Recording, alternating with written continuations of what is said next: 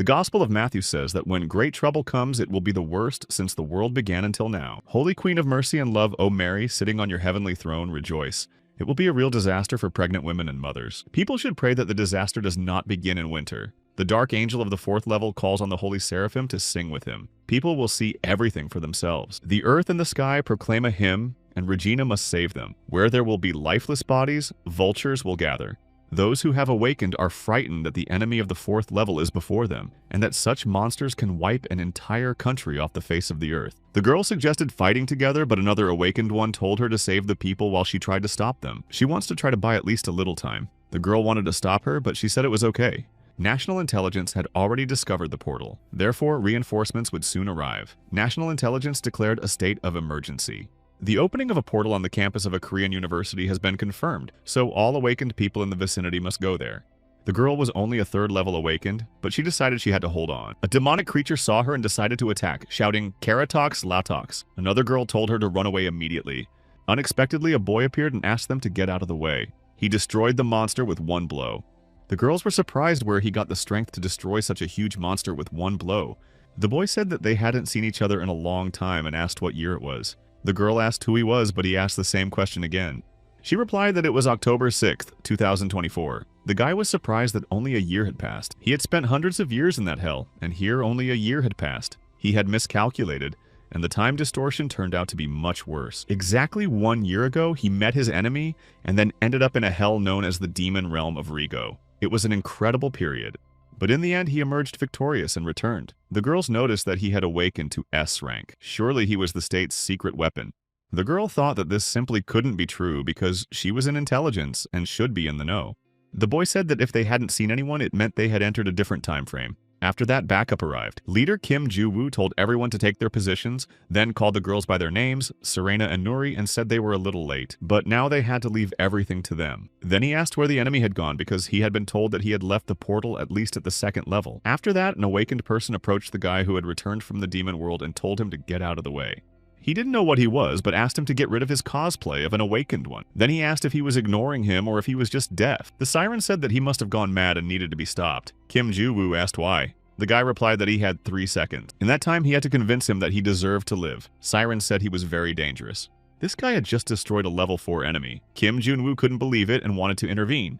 The awakened one decided that he had to destroy him first, otherwise he would suffer, so he used a blade storm. But the guy who returned from the demon world stopped him and said that 3 seconds had passed. Kim Jun-woo asked what he was doing. The guy replied that now was not the time to worry about him, and then noticed that the portal was opening again, so he would come out from the other side, and they wouldn't be able to stop him. After that, a 6th level enemy emerged from the portal. Kim Jun-woo called for backup and said that there was a 6th level enemy here. The code word Red Horn was received and it could destroy more than 30 million people in a day. After that, an urgent evacuation of residents within a 10-kilometer radius was announced. The Red Turtle and White Tiger squads were to help. Kim Jun-woo said that not only them, but everyone who has awakened in Korea must join them, because the greatest monster in history has appeared.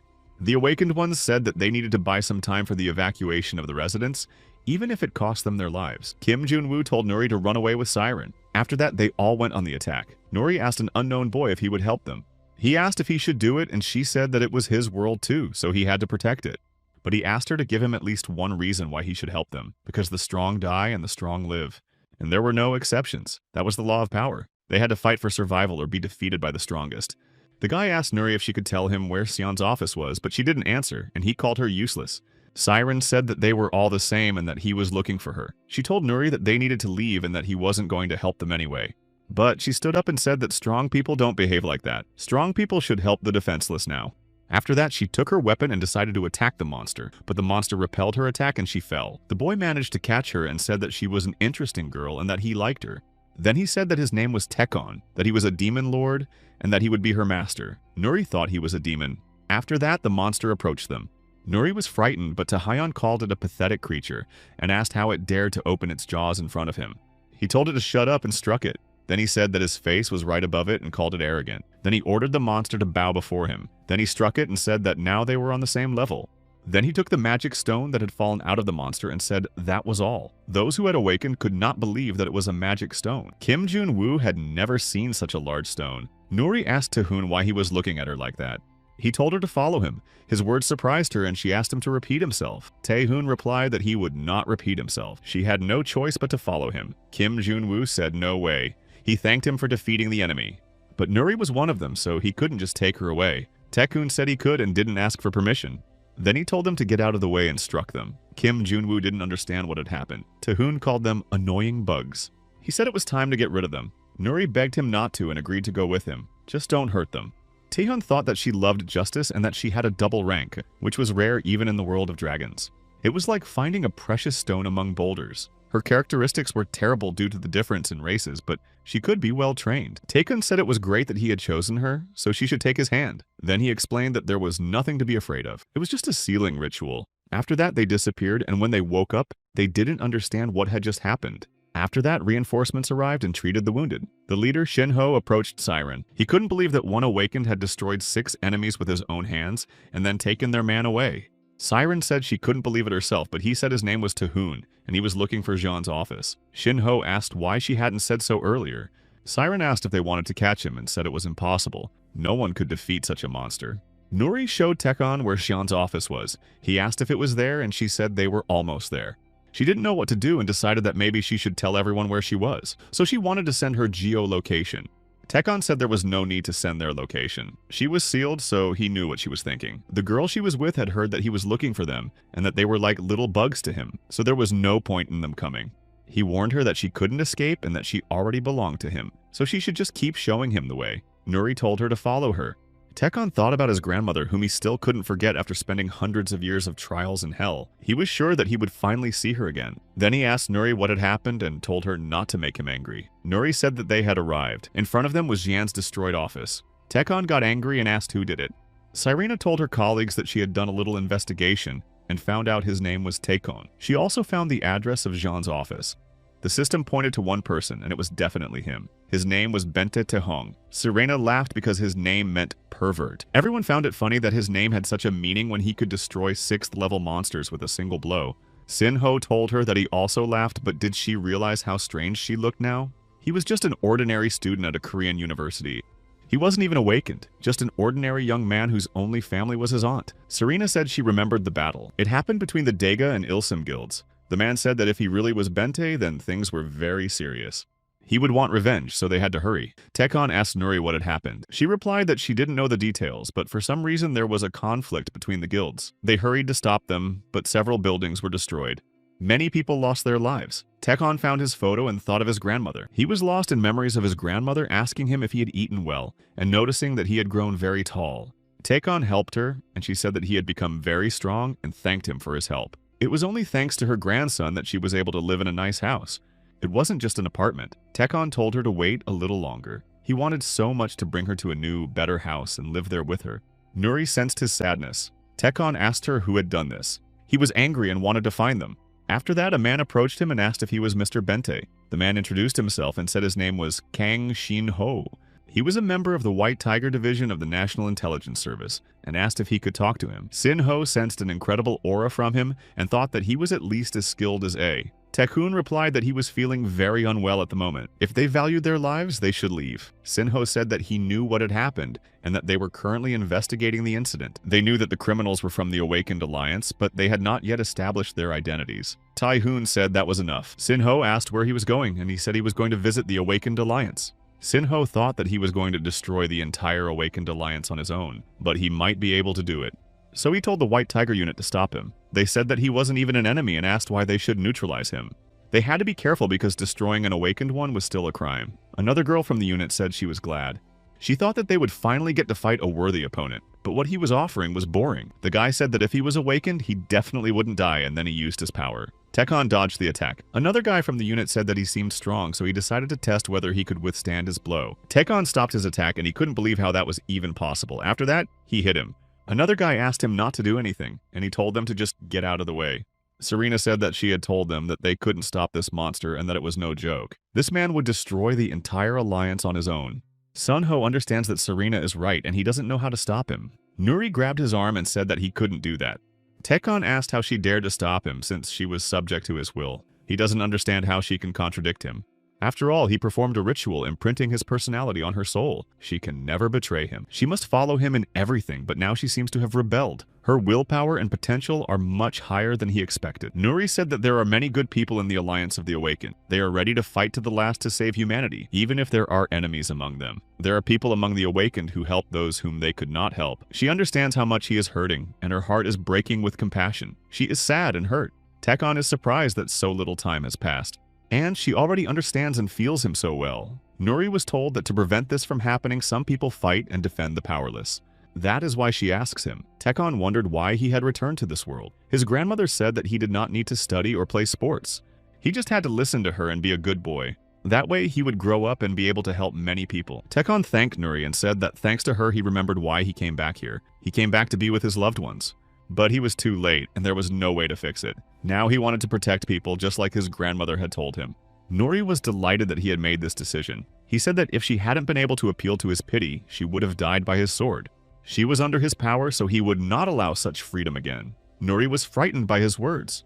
Turning to the unit, he said that if they were all under his control, he would not join the Alliance of the Awakened, or whatever it was called. He would work with them for a while on one condition. Serena wondered what under his power meant. Sun Ho told him to continue. Tekon asked them to find his grandmother's assassins and gave them 3 days to do so. After that, the unit returned to their headquarters in Seoul. The man asked Commander Kana why he didn't report immediately if the situation had been resolved and where he had been all this time. He asked what had happened, why they had not been in contact, and where Commander Kim was. Shin-ho apologized to his boss and said he had been busy dealing with the aftermath. The boss said he was most interested in how they had stopped this enemy. He replied that he would provide a detailed report tomorrow. He agreed and then asked who this guy was. Was he another awakened one? Shin-ho replied that he was a new awakened one they had encountered. The boss was surprised and asked if he was an unregistered awakened one, so he suggested testing him and filling out the paperwork. Shin-ho wondered if he really decided to test the Demon King. Taehan asked if they were going to test him and said it was ridiculous. But he agreed anyway. Taehan asked why there were so many people there, and Serena replied that most of them had come in hopes of becoming awakened. Tekon asked if they really wanted him to wait his turn. Serena replied that she would ask the administration and that he would probably be let through soon. She understood that if he was forced to wait in that line, only heaven knew what might happen. So she immediately went to the administration. She said she was from the National Intelligence Agency, White Tiger Division. The man said he had been warned about them. She must have brought Mr. Tekon Bente for testing, but she could see the queue, so they would have to wait. Even if the awakened one was very powerful, they couldn't let him skip the line. After all, nothing would happen if he waited a few hours. Siren thought that she shouldn't say such things in front of him. Tekon asked how they dared to make him wait, especially because of these people who mean nothing. Nuri mentally appealed to him and asked him not to destroy anyone. Tekon approached the guy who was first in line, and the guy told him that there was a line. Then he saw people lying behind him. Then Tekon told him to get out of the way. He believed that judging these nobodies was a waste of time, so let them test him. That is, of course, if they weren't afraid. After that, they sent him for testing, and all the awakened ones were given help. The boss asked what had happened. Each of the awakened ones had gold, and he had done this. Nuri said they were lucky he hadn't done worse. The master could have destroyed them, and now he is being lenient. The boss doesn't understand why everyone is reacting this way. But everyone agreed with her and believed that they were lucky that he hadn't forced everyone to kneel before him. Sun Ho told the head to get ready, and he asked why. Sun Ho said that the record for the highest level among the awakened in Korea was about to be broken. Everyone prepared for the test, and they asked Taehoon if he could see the ball. This device is called a measuring sphere. Since he is a magician, or more precisely an awakened magician, he must use his ability to attack the sphere. To do this, he had to use all his strength. Taehoon was surprised that he had to deliver his strongest blow to this pathetic ball. If he did so, the entire building would be blown up. Therefore, he decided to use just enough force so as not to cause any problems or consequences. He wanted to blow it up, but his magic with mana did not work. He did not understand why this happened, because he had read the spell perfectly. He was asked to calm down because nothing terrible had happened, and he used his power again and blew up the sphere. The testers couldn't believe that the sphere was broken into small pieces. The strongest awakened S-class, Anderson, only split the sphere into 2 pieces. And that was a world record. The girl thanked him and said it was time to move on to more detailed stages of the test. Tekon said he didn't see the point in this, and that it was obvious that none of the toys in their facility could withstand his power. He didn't want to waste any more time and wanted to get results right away. That was the end of the test. The employees were surprised that the test ended so quickly. Nuri asked if the test was really that interesting. This institution studied the abilities of the awakened in great detail. Then Nuri said that there was a cafe she liked to go to. So she suggested that Tekon go there while everyone else looked at the test results. Then she asked how it went. According to the test results, Tekon belonged to the S class. Nuri and Tekon went to the cafe and he said that it was so boring that he almost started yawning. Tekon ordered green tea and wondered if it had always been so bitter. Nuri asked if he wanted to try her drink. She would order something else for herself. Taehoon agreed and after trying her drink said it was good. Nuri asked what type of awakened he was. In her opinion, he was the type who enhanced his physical abilities for battle. He replied that he guessed he would be classified as a magic type. Since returning here, he had not yet used his true power. He had only used spells to enhance his body. He hadn't even used magic during the tests. Returning here had made him feel nostalgic. So he didn't even pay attention to such trifles. Some abilities cannot be used outside the demon world. Nuri couldn't believe that magic couldn't be used in this world. She said she understood everything, and she thought that he must be the one who can create magic. Tekon said that she should stop thinking nonsense about him, because he can see everything. If he could summon his castle, the problem would be solved, but it seemed like it would take a long time. He couldn't summon it here, because then this small building would be crushed. The boss came to announce the test results and said that Tekon belonged to the S class. He congratulated him on becoming the first S class awakened in South Korea. Nuri said that was wonderful.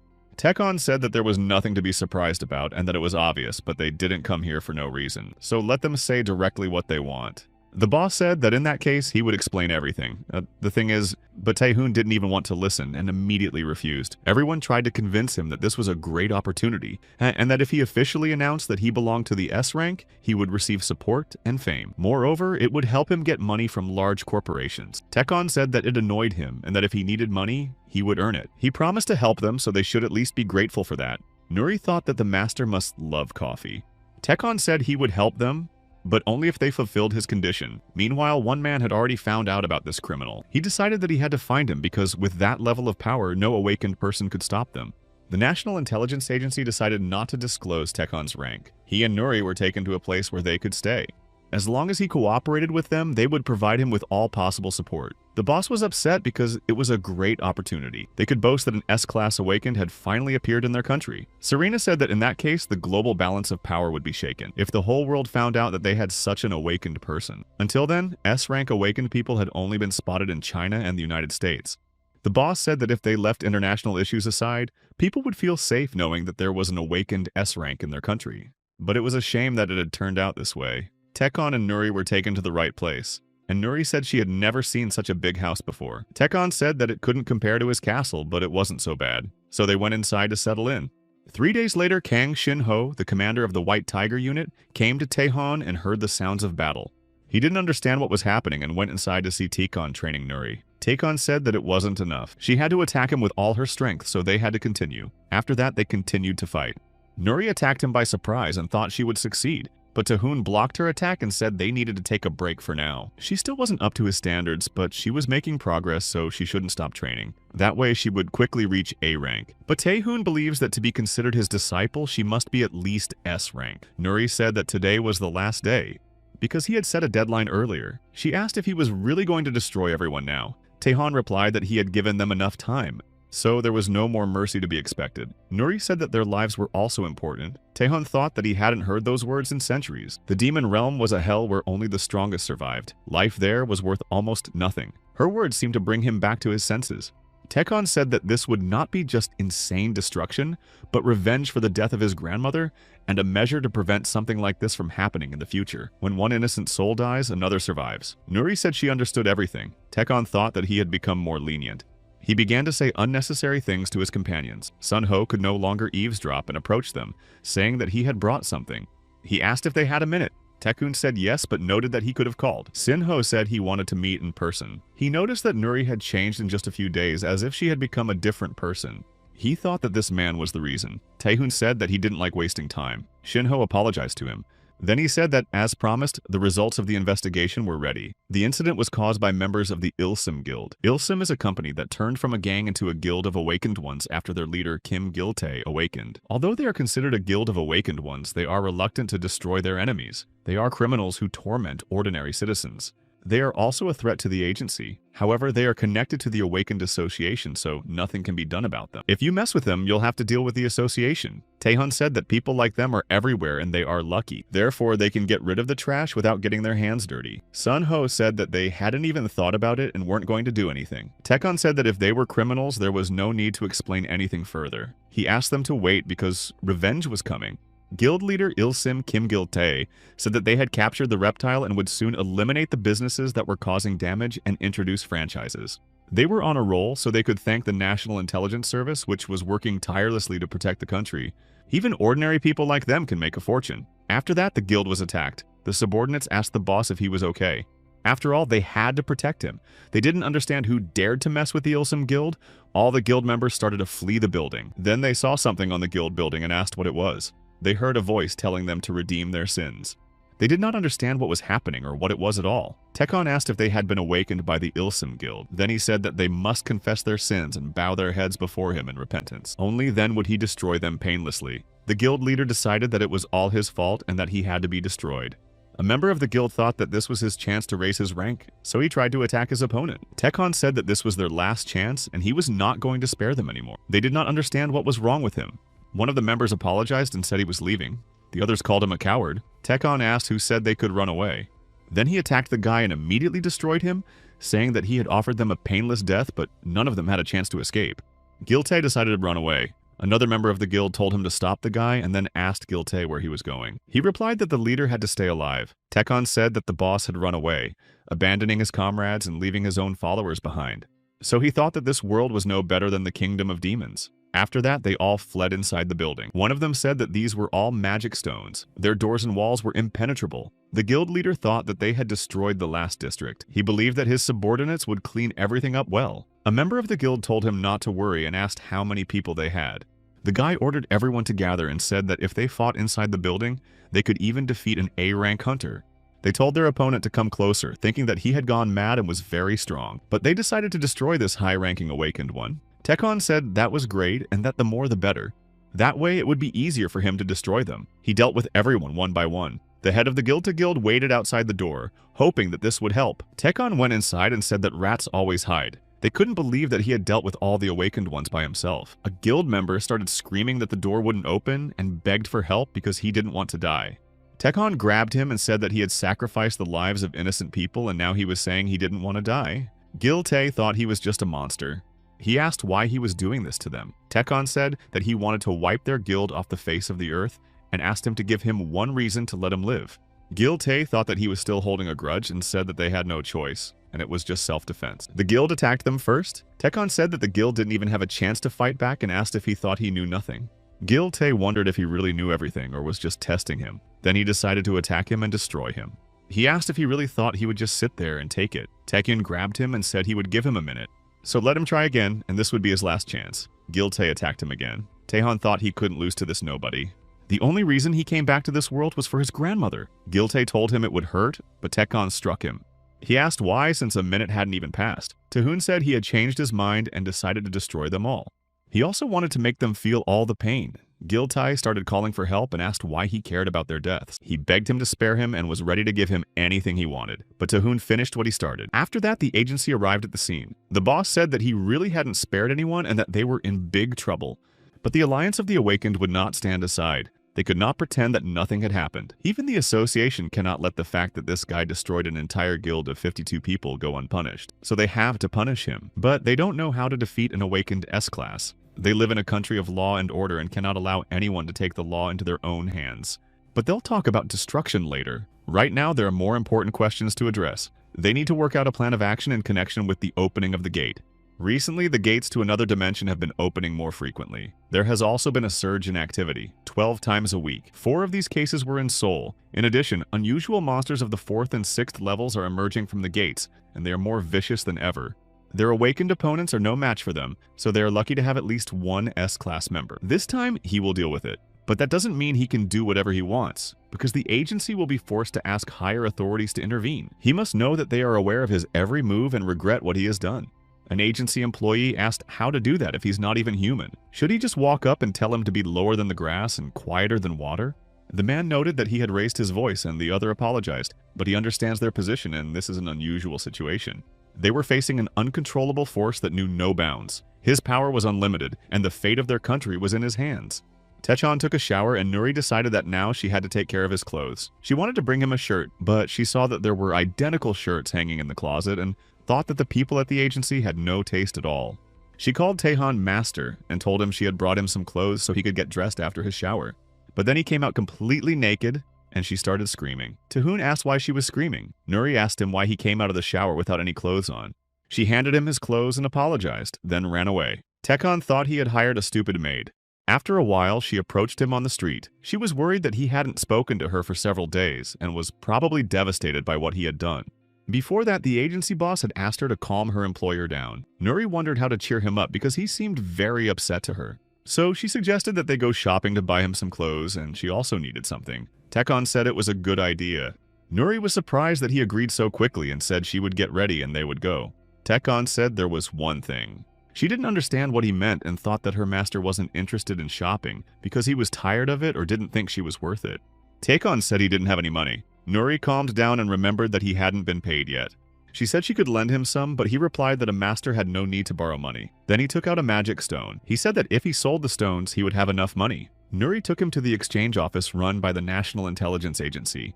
There, people exchange valuables obtained from monsters for money, but it is not only for agency employees. People from the Association of the Awakened also use this exchange, so if he wants to sell precious stones, he needs to go there. They went in, and a woman greeted them and asked what precious stones they wanted to sell. According to the rules, they had to conduct an appraisal.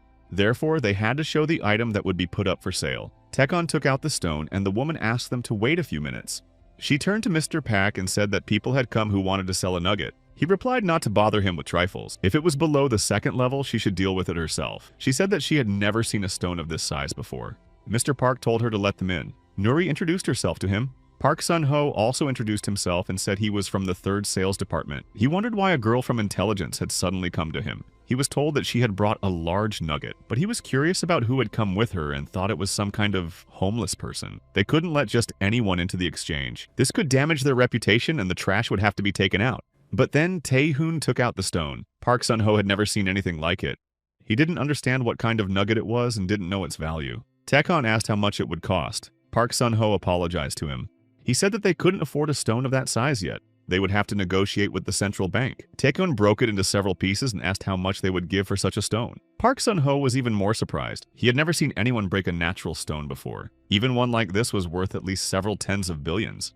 Park Sun-ho said that they could buy that size, but he would have to negotiate with the Ministry of Finance for such an amount. Therefore, they would have to wait. Taehoon said that would not work. He had been told that this was the largest exchange in Korea, and they could not even buy a single stone. He was disappointed. Park Sun-ho thought he was very arrogant. Nuri said they needed the money now, so let them pay at least part of it. Park Sun-ho said that's not how it works. Nuri remarked that she knew something.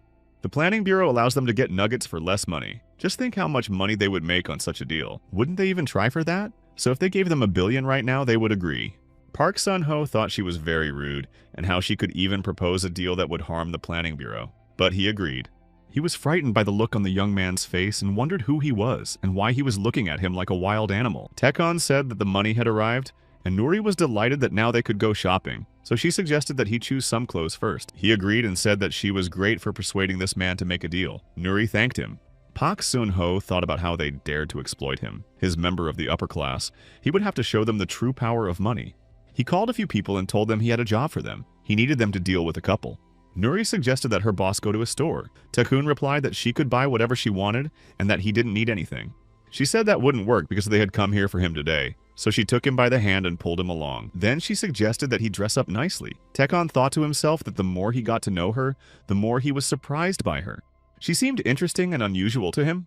After that, they went to a clothing store. A salesperson greeted them at the entrance. He asked if they needed any help. Nuri immediately chose a suit for her master and asked if he could show it to him. She asked him to dress her master from head to toe and said she wanted the best they had. She told him not to worry about the price. Taekwon felt very bored because of this. Meanwhile, new gates opened in the city. The shop assistants finished their work and were surprised to see their boss, Nuri. The salesman said that the suit fit well. Taekwon said he wasn't used to such clothes and asked his maid what she thought. At first, she didn't know what to say. She couldn't take her eyes off him and then said that he looked incredible. Taekwon asked if she was serious. She said she swore he was incredible and couldn't wait to tell everyone that he was her master. Taekwon said it was time to go. Nuri asked if he wanted to admire himself in the mirror and he said no. She said he looked good. That was enough for him, so now they had to go and get her whatever she wanted. Nuri was delighted that her master liked him. She thought that all her efforts had not been in vain. Taekwon told her to stop shaking and that they had to go. Nuri tried on the clothes and jewelry and bought many different things. Then they decided to have a snack. She was again surprised by how much coffee her master had drunk. After that, they noticed something strange and went outside. Nuri asked if it was what she thought it was, and he replied that yes, the gate had opened. He had never seen anything like it before, and it was very strange. The gate opened immediately without any warning signs. So it was an unknown gate. When they appear, it means catastrophic consequences. A large number of high-level monsters come out of them. Takon said that judging by their appearance, what comes out of the gate will be stronger than last time. Nuri called the director and told him that there was trouble. An unknown gate had opened. Then she started yelling at people to run away. People started to panic and then ran in different directions, pushing each other. The director asked Nuri to repeat what she said. She saw a lost girl and told the director that they were in a shopping center and that a gate had suddenly opened. A huge monster came out of the gate. Fortunately, the owner was with them and they evacuated the people. The director said they would be there soon. Nuri told Tekon that help would arrive soon and that she would help the people evacuate in the meantime. A dragon came out of the gate. They are cruel, powerful, insane creatures. They are demigods from birth. In the demonic world, he defeated one.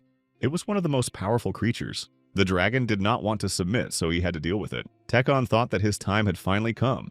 At last, he had a worthy opponent who would not die from a single blow, even with all his strength. Nuri asked her master to save the people. Tekon noticed a girl standing and crying. This world was too weak, and no one could stand against him, neither monsters nor humans. It was definitely too fragile for him. It was like a sandcastle swarming with ants, and that annoyed him. In the demon realm, the strongest always prevailed. Compassion for the weak was a luxury, and there was no point in protecting them. He had lived there for hundreds of years, and this world broke all the rules. He feels uncomfortable when his power is suppressed, so he said that he had had enough, and this is his first enemy in all those years. No one can stop him. Nuri asked him again to save the people. She understands that she cannot stop all the monsters. But she decided she had to do everything she could, so she tried to attack the monsters. She flew up into the air. Then she saw the same girl and her mother below. Rocks were falling on them, and she was afraid she wouldn't be able to save them. But Tekon saved them using his magic. He told Nuri to evacuate the people, saying that from now on he didn't care about anyone. This included his subordinates, but he didn't want to be a bad master. Nuri thanked him and went to save the people. She told everyone to follow her. Tekon thought that a few seconds of fighting wouldn't hurt for the sake of his subordinate, but he didn't like what was above him. Nuri led the people to safety. Tekon spread his wings and flew up to the dragon, asking him to let him help. Then he flew even higher and said that nothing would interfere with their battle on the surface, so Nuri should wait. Rising as high as he could, he asked the dragon if it had woken up and said that nothing could stop him here, so let it attack. It seemed that he had lived for many years and he should not be taken for a fool. Tekon reviewed the information about him and saw that he had lost himself because of a contract. Tekon asked if he had made a contract with someone, given his soul, and broken the laws of the Seven Kingdoms, and that was very bad. Now the human world was after him, and if the dragon's breath reached the ground, a catastrophe would begin, but he could prevent it. Only then would everything lose its meaning. The dragon tried to attack him, and he said that he had just bought this suit, so it wasn't worth ruining it. They began to fight, and Tekon hadn't felt this way in a long time. Finally, someone wasn't dying from the slightest touch. He noticed that this dragon possessed magic. He used it to create a shield and deflect his blows. Even if a few blows got through, the effect would not be the best. Tekon could not yet control magic throughout the world, but there was nothing that his power could not destroy. He just didn't like such boring battles, so he decided to use something. Tekon took out the Exelon dragon blade and asked the dragon if he recognized it. This sword was forged from the spine of his relative, the dragon Zikma.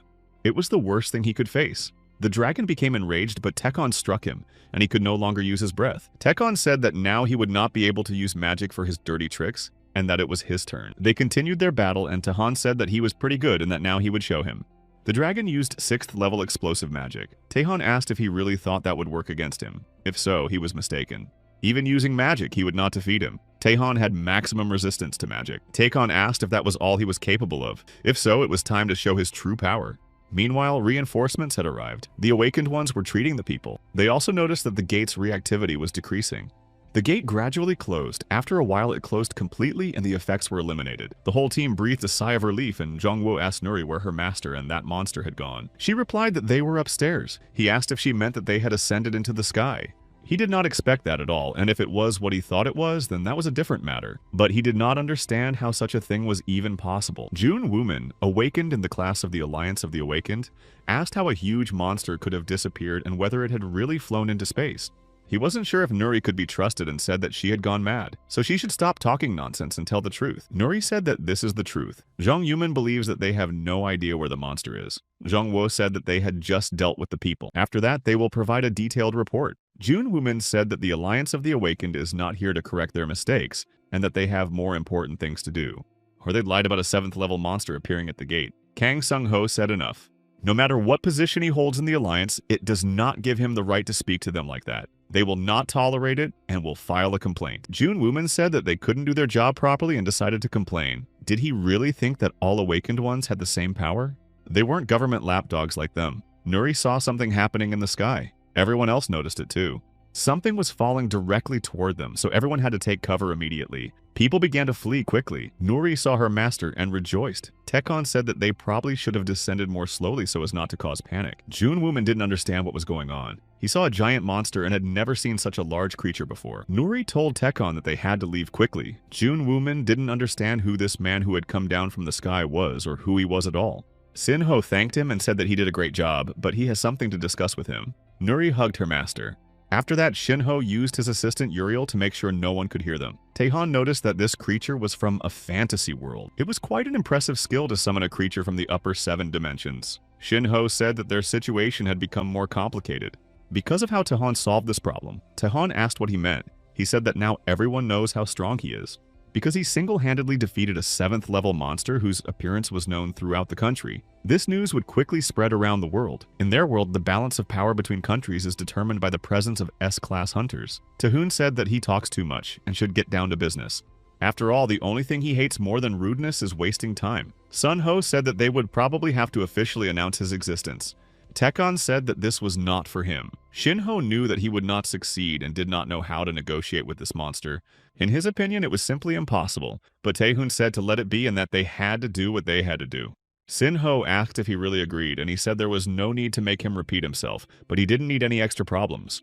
Then he took out the magic stone and said that they could consider it a reward for not giving him any extra trouble. Anderson, the awakened S-class, was informed that the operation had been cancelled. He asked why this had happened so suddenly. The man said that information had been received that the 7th level monster that had appeared in Korea had already been eliminated. And the one who eliminated it turned out to be Korea's new awakened S-class. Tekon was upset because he had just bought a suit and it was already torn to pieces. Nuri suggested that he just buy another one. June Woomin was curious about who this person was. He descended from the sky with a huge monster and then took a crystal from it that was larger than anything he had ever seen. When people see something they don't understand, they usually react in one of 2 ways. First, they accept what they see, or they completely deny it. Nuri suggested that the owner wear casual clothes next time. He asked what casual meant. Their conversation was interrupted by Jong Yuman, who said that he understood what was going on and thought that they were playing a prank. It's all just a show and doesn't happen in real life, but he almost believed it. Jong Yuman asked what it was and said it must be some kind of projection. He was amazed at how far modern technology had come. Shinho told him to calm down and listen to them. He asked what he was supposed to listen to. Shinho understands that it's hard to believe, but there's no point in denying it. Soon, the National Intelligence Service will make an official announcement about the appearance of a new awakened S-class in their country, and he is standing in front of him. Jun Woo said that they were taking him for a fool and that he was as much an S-class as his grandmother, so now he understood everything. Their national intelligence had set this up from the beginning. They probably want to scare the Alliance of Awakened Ones with their fake S-class. Sunho said that it all happened right before his eyes. June Woomin said that a level 7 monster suddenly appeared in the middle of Seoul and disappeared into the sky.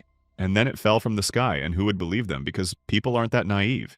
Nuri said that enough was enough, and that her master wasn't fake, and that he was a real S-class. If it weren't for her master, all these people in Seoul would have been wiped off the face of the earth. But instead of thanking him, he calls him a fake. June Woomin asked how she, an awakened member of the lower class, dared to interfere in the conversation of those above her. Is that really how they are taught in intelligence? They have no sense of subordination whatsoever. But what else can be expected from their leadership since they are all crooks and slobs? Tekon said that he was barking loudly, but to him it was just empty noise. He was going to ignore him because he wasn't worth his attention, but he would not let him get away with being rude to his subordinate. He was not known for his generosity, so he was just giving him a warning. Never again should he insult him or his subordinates, or his demise would be painful and unbearable. After that, Taehoon tells Nuri that they need to go. Ho doesn't even want to imagine what will come of all this, so he decides not to think about it.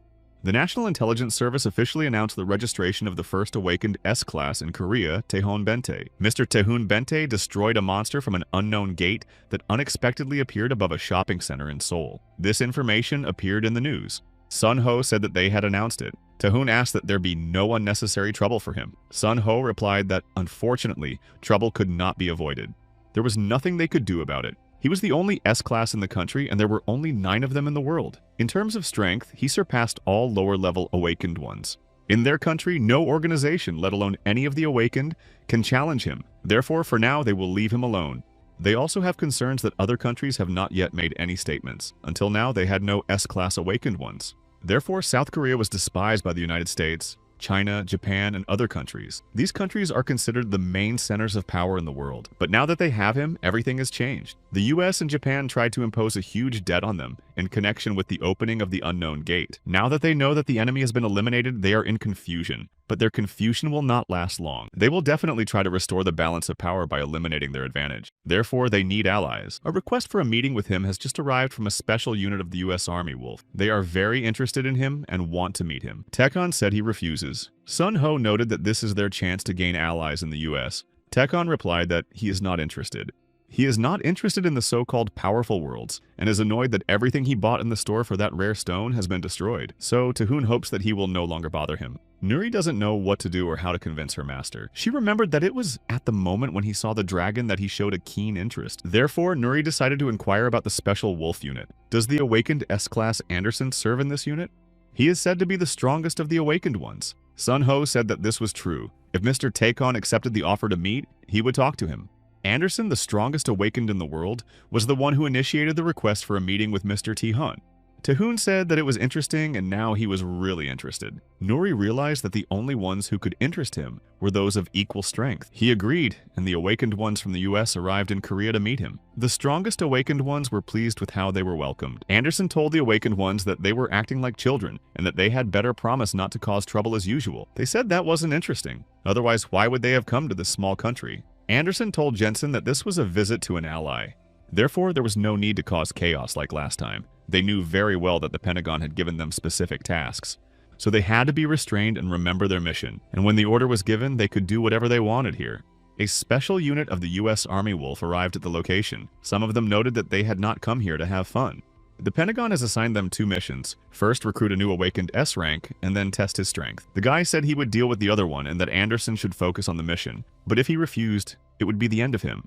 Techno was tired of waiting for them, so he decided to check the news and saw a special report about S-rank hunter Ryan Anderson. He was called the strongest awakened in the world. His enemies were strong enough to destroy the entire world, but he destroyed them with the sword Excalibur. Tekon thought that he must be one of the best fighters in the world. Nuri reported that the wolves were finally in place, so he should follow her and she would guide him. Nuri was delighted to finally meet her former idol, and it was obvious that her idol was now her master. Tekon thought that it seemed that there was no technology in this world that allowed the body to be modified. He had undergone surgery in the demon realm. He modified his body with the help of Gnosis, so he could not be considered a pure-blooded human. In the demon realm, he met many powerful beings, but there were no pure humans there at all. Nuri invited her master, and he became curious about such powerful, pure humans. He entered the office, and the man said that they were here. He had heard of Tahoon, but this was their first meeting, so he was happy to meet him. The man extended his hand and said that he was Chung Ho Min, Director of National Intelligence. But Tekon did not react, and Nuri apologized for her master's behavior. Chung Ho Min said that everything was fine. He noticed that he seemed interested in someone else, so he decided to introduce him to the team from the States. Chen Sen, an awakened A rank, approached Tahoon and said he was glad to meet him. Nuri was surprised that he spoke Korean so well. Or maybe it was the translation spell. She looked at her boss and thought that they weren't worthy of his attention. Tekon looked through the information about Anderson and thought he was strong enough to defeat the dragon. Jensen called him arrogant. Then he approached them, pushed Chen-sen aside, and asked Tahoon if he was paying too much attention to Anderson. They shook hands, and Jensen asked if it was not customary in Korea to observe manners, and if it might have been appropriate to at least shake hands as a sign of respect. Jensen wondered how he could be S rank and decided to deal with him himself. Nuri immediately noticed that something was wrong. Tekon squeezed his hand tightly, and Jensen barely withstood the force. This angered him, and he decided to deal with him. But Tahoon decided to strike back, and Anderson stopped them and said that was enough. He apologized for his friend's rudeness. He noted that his actions were also not very appropriate, so perhaps they should stop there. Tahoon agreed. Anderson put away his sword and told Chen-sen to take their friend away. Shinho thought that the conflict was probably inevitable. He thought that they should probably call the doctors in advance in case something happened. Nuri said that they had a doctor and she would take them there. Anderson apologized again and said that his friend had a difficult personality, but he thought it would be a lesson for him. He didn't want to waste time on pointless fights. Tekon said that if he had something to say, he should say it quickly. Anderson noticed that he had called the awakened A rank too weak, but he was right. so it was better not to argue with him. He decided to get straight to the point and asked if he wanted to join them in the States. It was clear that he would get many benefits. Tekon refused. John Homan was surprised that the United States wanted to steal his awakened one. Tekon said not to make him repeat himself. He said no, and they probably understood that, but they were probably also interested in testing his strength. So Tahoon suggested testing her with his fists. Anderson said it was a wonderful suggestion. Jensen was taken to the doctor, who treated him. He said it was all his fault. Jensen said he was to blame. But Jensen continued to say that how dare he behave like that with the best awakened in the world and that he must have completely lost his mind. Because of this, he couldn't keep his cool. Jensen noted that this guy was one of the strongest S ranks. Arrogance was understandable for such a powerful person, so he shouldn't go too far. The team was only strong because of Anderson, not because of him. He is only with them because he was lucky enough to acquire a powerful skill, but he should not forget his place.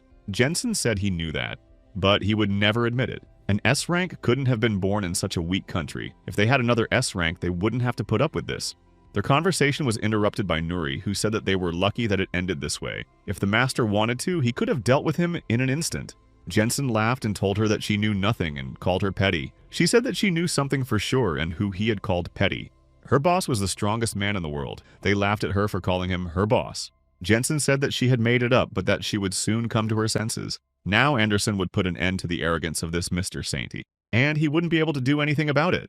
Director John Homan thought that this had all been arranged in advance to test the combat strength of the states. Although it was a duel, they were both S-rank awakened, so he hoped that at least the building would remain intact. Anderson asked if he needed a weapon. Then he said that in that case, they would fight with their bare hands. Tekun noticed that he had third-level sword skills, so he could be considered a god in this world. To defeat him, it would be better to take a sword as well. Tekon has 8th-level sword skills. No matter what sword he uses, there is only one right choice.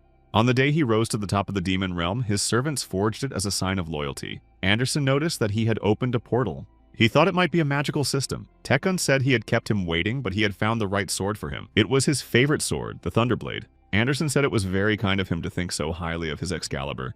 He thought he was still a bully in close combat, but he had a rather strange talent. Tekon said he was a magician, but he shouldn't worry about that. He would only use his sword skills against him. Anderson said that his words were full of arrogance, but he would make him regret his words. Anderson wanted to strike, but Tekon dodged. Jong Homan was impressed by such power. Anderson usually destroys even 7th-level enemies with his strength. It is the strongest sword technique in the world. Tekon said that was not bad. Anderson did not understand how he dodged without even blinking. There was not a single scratch on him. He became angry and decided that he had to wipe that nasty smile off his face. Tekon liked his actions. They continued the battle, and Tekon said it was time to increase the difficulty level. Anderson realized that this was dangerous. Tekon struck him and he couldn't withstand it. Tekon thought about how he was the strongest among humans and didn't want his end to be like this. Anderson realized that his opponent was very strong. In terms of strength, he was about the same as the 5th-level Bonebreaker he had fought. His skeleton was so strong that he could barely be classified as 5th level. The battle was very long. After his victory, he received his S-class and took his bone and made it into his sword, Excalibur, a sword that cannot be broken. And as the master of his sword, he must never be broken. Anderson stood up and Tekon said that was wonderful. Anderson acknowledged that he was strong, so now he would fight him to the death. Taehan said he really hoped so. Director Jeon Homan understands that this cannot be allowed, but he does not know how to stop it. Anderson and Tichon continued their battle. Tekon said that it was very interesting and that he felt a strong vibration. This skill made the blade vibrate. Anderson attacked him, and Tahan liked it and told him to show him everything he was capable of. Chong Ho Min realizes that this is not just a trial battle. If they hurt each other, it will turn into an international scandal. Therefore, he must stop them. He asked his subordinates what to do. The man said that there could be problems, of course, but they were both S-class. Therefore, to stop them, they need a 3rd S-class fighter, which they don't have. They can't do anything and can only hope for the best. Director Jeon Homan said that, of course, all they can do is hope that everything will end well. Serena said she thinks Tai-hoon will be able to handle it. He understands that he needs to be more careful with his power, and she thinks that he won't lose control and turn the building into ashes. They were frightened when they saw the intensity of the battle, and Siren said that maybe she was wrong. Director John Homan said that judging by his recent behavior, he is trying to protect their country, so she is right. Serena said that she was just worried about Anderson. John Homan said that because of their actions, the building might not hold up. Tekon wanted to see the full power of his opponent, but if this continued, they would destroy everything here. Anderson is confident that he is the strongest of the awakened, and that there is no one stronger than him in this world, and he is no exception. He attacked him and thought he had finally won. But Tahoon said that he got too carried away, and he would gladly continue. But continuing to fight in this building would endanger the smaller creatures. Therefore, it would be better for them to leave. Anderson realized that he was in danger and was afraid for his life because of his opponent's weak blow. But he cannot lose to him. He used a wind strike, but Tekon stopped him and said that pride was the privilege of the strong, and he was just a weakling. All he knows how to do is brag that he is the strongest in the world and protects everyone, but now he cannot even protect himself. After that, he hit him in the back. This caused the entire building to shake. Jensen said that it looked like they had already started, and that she could begin mourning the loss of her master. He was probably already getting it from Anderson. Most likely, he was already on his knees begging for mercy. Nuri told him to shut up because she couldn't listen to insults against her master anymore. Based on her relationship with the Korean S rank, Chen-sen thought she was just a maid, but she was quite strong. Only perhaps she is not quite up to A rank. Maybe she studied with Tahoon and has a strange aura, so it's best to be careful with her. Jensen asked if she wanted to compete or if she had released her aura to play soccer. Chen-sen was delighted that his friend was so naive. He decided that he would get useful information from their fight. Nuri suggested that they compete. She thought that in this situation it was worth taking a dominant position. She needed to be as cool and strong as the master. Tekon told her to never let anyone look down on her and to be strong and cool. She also had to be brave. She should not underestimate her opponent and never back down if someone attacks first. She had to act in a way that matched her status as his subordinate. Nuri said that he would regret insulting her master. Jensen was surprised that she was really going to fight. He didn't expect that from her. He asked what he should do, and Chen-sen replied to try not to make any noise. So he decided to deal with her quickly. But in the meantime, Nuri attacked him by surprise and tried to strike him. Chen-sen stopped her and asked why she was so angry. She was even ready to strike a distinguished guest of the country. Of course, he apologized for his friend, but suggested they stop there. Nuri said that they started the conflict and now they were asking him to stop. They had insulted the host and weren't even going to apologize. She had no intention of taking anyone's life, but this man must be punished. Jensen said that if that was the case, then she should continue.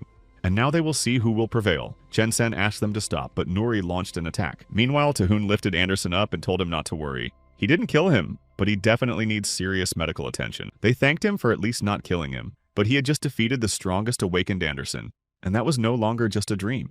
With his strength, their country could become the strongest in the world, and they would be able to resist pressure from the US and China. Tekon told the director that he knew what he was thinking. He only fought Anderson because he was interested in him. But he's not interested in their political games, so let them do what they want, but leave him alone. After that, he left. Finally, he asked him not to bother him. He decided to follow Nuri, but before entering the room, he saw that something was wrong. Jensen told her that it was not bad, but that victory would surely be his. Chen-sen understands that the winner has already been decided. But he couldn't believe that his friend A-rank had to try so hard. This girl named Nuri was an unusual fighter. Jensen said he would turn her into an ice cube. She tried to attack him, but he started freezing her. Then he asked her how she felt being an ice cube and who was punishing whom, and told her to repeat what she had said before. Nuri thought that she wanted to punish the one who had insulted her master, and apologized in her mind, but she probably couldn't defeat him. Chen-sen understands that she is a good fighter, but not yet at the A-rank level. He told them to stop or there would be trouble. After that, Tahoon came in and grabbed Jensen. Nuri doesn't understand how he got here. Seeing that this man had hurt her, Taehan became very angry and, striking him, asked how he dared to touch what belonged to him. He asked if it was him. Chen-sen doesn't understand why he is here because he was sure that Anderson would defeat him.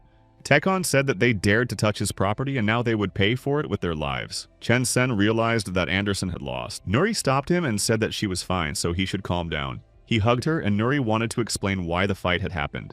Tekon said that was enough. She was brave and now she didn't need to worry because he was there. Then he healed her. He told her that she had saved their lives. Then Chen-sen heard that Anderson had been defeated. Tekon said that they'd better leave the country before he changed his mind. Chen-sen understood that they had lost their title. The title of the strongest country in the world no longer belonged to the United States. It had been taken by the devil himself. The news reported that the Wolf team had already completed its short visit to the country and had left for home. They refused to comment. Therefore, the reasons are unknown. An anonymous source reports that they met with Bente Taehoon. The departments of both countries refused to comment. After watching the news, Guildmaster Aries Kim In-sok thought that something impossible had happened, and that they would not achieve anything with a guy like him. Besides, the National Intelligence Service got to him first. They cannot claim what they do not know. Kim In-sok believes that they still need to meet him and get to know him first. Siren said that after this incident, they need to move. Tekon said he didn't want to stress himself out. She replied that it was necessary given the situation. He said that he had just moved here, so why should he move again? Serena replied that the public now knows his current place of residence. She heard that he didn't want to stress himself out or be stressed out. Therefore, they are offering them a place on an island where no one will bother him. They will provide them with a new and fully furnished house. They only had to take one look at it and they would really like it. So she asked them to take a look at the house at least once. Techno didn't like the idea, but he saw the sparkle in Nuri's eyes and asked if she was interested. She said she had always dreamed of living in a house on an island. Then she apologized for being so forward. Siren hopes she wasn't too rude, otherwise she'll never be brought back to life. But Tekon says he agrees. He suggested they go and look at the house. After that, they got ready and set off for the island. Nuri couldn't believe that this was the island where they were going to live, and it looked very nice. Serena said that they had bought the entire island, and then they built a house with resort-like amenities. This place was completely isolated from the outside world. She thought she didn't need to explain why. Siren said that it had everything they could possibly need, including a swimming pool, a cinema, a library, a bar, a computer club, and even another swimming pool on the roof. The entire island was equipped, so there was also a dueling hall and an evacuation system. Everything for Mr. Techno. He said it wasn't bad. Serena was delighted that he liked it. She said that they would provide them with staff who would always be ready to help, so all that remained was to move in. She has a few things to share. They received a letter from the States saying that the US government apologizes for the behavior of the Wolf Team. They also said that they would be happy to sign a mutual defense agreement between the awakened S-ranks of America and South Korea. If an enemy appears that the country cannot deal with on its own, one of them can ask for support. The United States may also request support from Mr. Tihon. They are prepared to cover all necessary expenses if he can defeat the enemy. In case of victory, a reward awaits him. Details will be discussed between government agencies, but the final decision on the conclusion of the agreement will be made by Taehyun. Tekon thought that the problems of the states did not interest him much, but if someone appeared whom Anderson could not defeat, it could be fun. Therefore, he said he agreed to such a mutual defense agreement, or whatever it was called. Serena was surprised and thanked him for his cooperation. And lastly, there was a proposal from the National Intelligence Service. They proposed creating a new team of awakened individuals under Tekon's leadership. With the support of the team leaders, Mr. Tekon can focus entirely on the battle itself. But of course, it's just a proposal. The final decision is up to him. Tekon thought that the weak members of the team would get in the way, but they could be useful in things he didn't want to do. If he manages to create an environment for competition, her strength will only grow. Taehyun also agreed to this proposal, but he said that he would select the team members himself. Serena said that she would pass on his words and that the boat to take them to the island was ready, so she would show them around. Taehyun asked if she really wanted a new house so badly. Nuri apologized and said that it was her dream come true. Tekon said that he couldn't wait either. Nuri hoped that in the future they would build a bridge so that they wouldn't have to travel by boat. He said there was no need for that, then picked her up, flew into the air, and spread his wings. Meanwhile, the workers were preparing to welcome the guests. According to the plan, they would be here soon, so they needed to hurry. Then they saw Taehyun arrive with Nuri. She thanked the host and was delighted that they would be living here. Tekon looked at the surprised faces of the employees and asked if they had arrived too early. The man said, of course not. They had been waiting for them. The man introduced himself and said his name was Gu Chang-suk. He was appointed a manager of this place. He said they would do everything possible to make them comfortable. Taehyun said that was wonderful.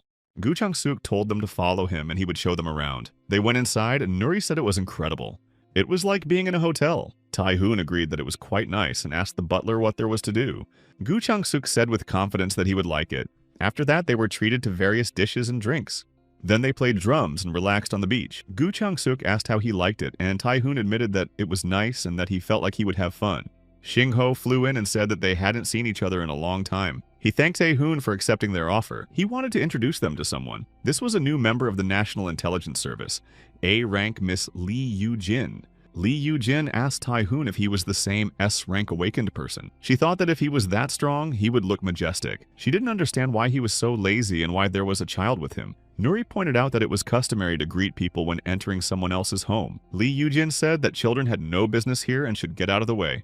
Nuri said she wasn't a child. Then Lee Yu-jin said that she wanted to meet one of the few S-rank awakened beings in the world. There was no way that trash could be awakened. Shinho asked her to stop. Taehyun asked him to get out of the way if they were going to continue wasting his time. Shinho apologized for her behavior and explained that she had just become an awakened A-rank, so she didn't understand what was going on yet. He would explain to her how to behave. Taehyun said that was ridiculous and asked if she was an awakened A-rank.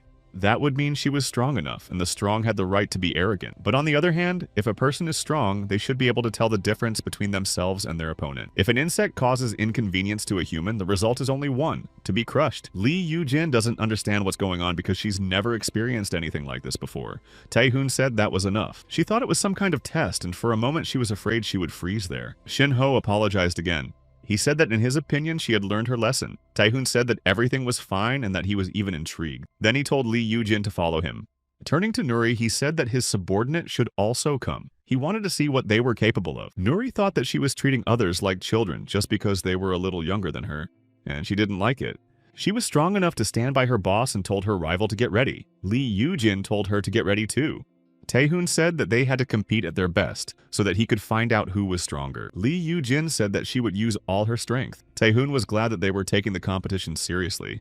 Nuri's rival uses her shape-shifting abilities. She copies, downloads, and changes. Sin-ho sees Yujin use her shape-shifting abilities for the first time and is curious to see how it works. Taehoon saw how she transformed and thought that those were her abilities, but there was nothing unusual in her characteristics. Shape-shifting is an interesting skill. In the world of demons, many competed by changing the shape of their bodies.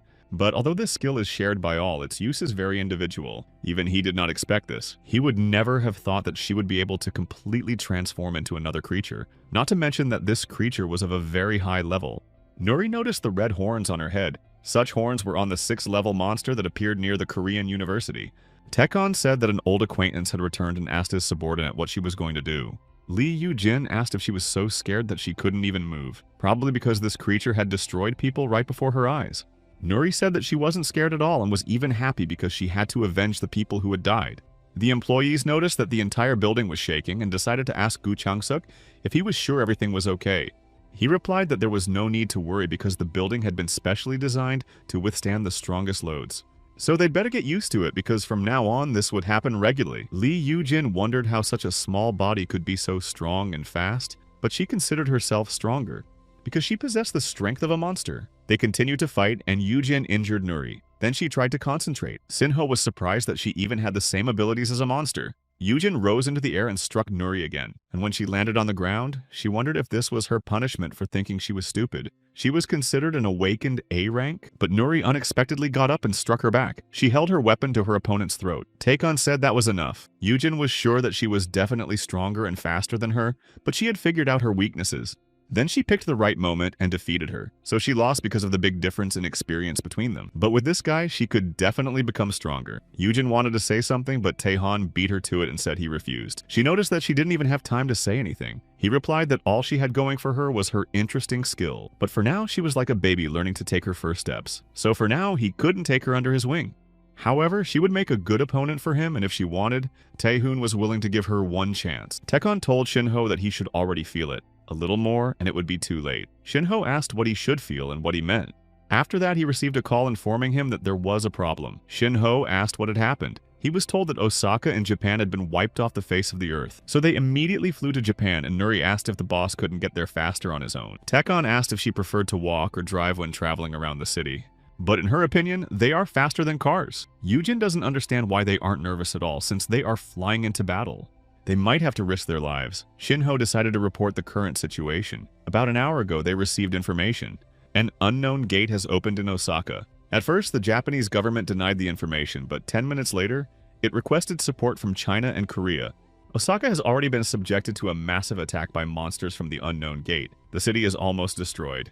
Japan's elite awakened ones were sent to stop the invasion, but contact with them has been lost. They may have already been eliminated. The Japanese confirmed that the monster that appeared from these gates is an 8th level monster. It is the strongest monster ever encountered by humanity. Yujin was frightened by what she heard. Nuri asked if she was okay. She didn't know that some people could get so sick on a plane. She replied that she wasn't feeling sick. Then she asked if she was scared, since they were about to come face to face with the strongest monster known to man. Nuri replied that it was scary, but they were flying to save people and it was worth it. But she didn't need to worry, because the master was with them. Taekwon thought that the 8th level monster was stronger than the dragon he had recently fought. He hoped that this creature was strong enough to entertain him. They entered Japanese airspace. In 5 minutes they would land. They arrived at the operation area and had to prepare for descent. Taekwon said he would go first. He jumped out of the plane and descended. Nuri said she would also descend. Then she asked Yujin if her parachute was ready. She replied that it wasn't yet. Nuri said she would help her. This is what they were taught at the Academy for the Awakened. She adjusted her parachute and said everything was ready, but Yujin couldn't bring herself to jump. Nuri told her to relax because if she was so nervous, she would definitely not be able to fight. Yujin was surprised by her determination. She was so nervous that she couldn't even fasten the strap. Would she be able to help in this battle at all? Nori said that she had experience competing, so she was used to it. Well, in her opinion, Yujin was strong, so she would be fine. Yujin thanked her. But then Nuri pointed out that she is, of course, stronger. Yujin said that Miss Nuri is very strong. Nuri suggested they jump together on the count of 3. She counted to 3 and then pushed Yujin. Taehon came down and saw a large monster, so he decided to give it a proper welcome. Awakened, Japanese A-rank Koharu thought that her end had surely come. The giant monster approached her. Koharu had almost resigned herself to her fate, but then help arrived. Nuri and Yujin were already close to the ground. Nuri used an air blast and then stood up to defend Koharu. In a moment, she dealt with the monster and asked Koharu if she was okay. Then she noticed that they were reinforcements from Korea. Meanwhile, Taehoon found a worthy opponent and noticed that the monster was truly abnormal. It looked very bad, and he had never seen anything like it before. Taehoon reviewed the information about it. As it turned out, the monster had unique divine characteristics. He had lost himself because of a contract. Taehoon realized that he was a fallen god. He said that this was very interesting, and incidentally, he was also an exiled god. So now he wanted to test how strong his opponent was.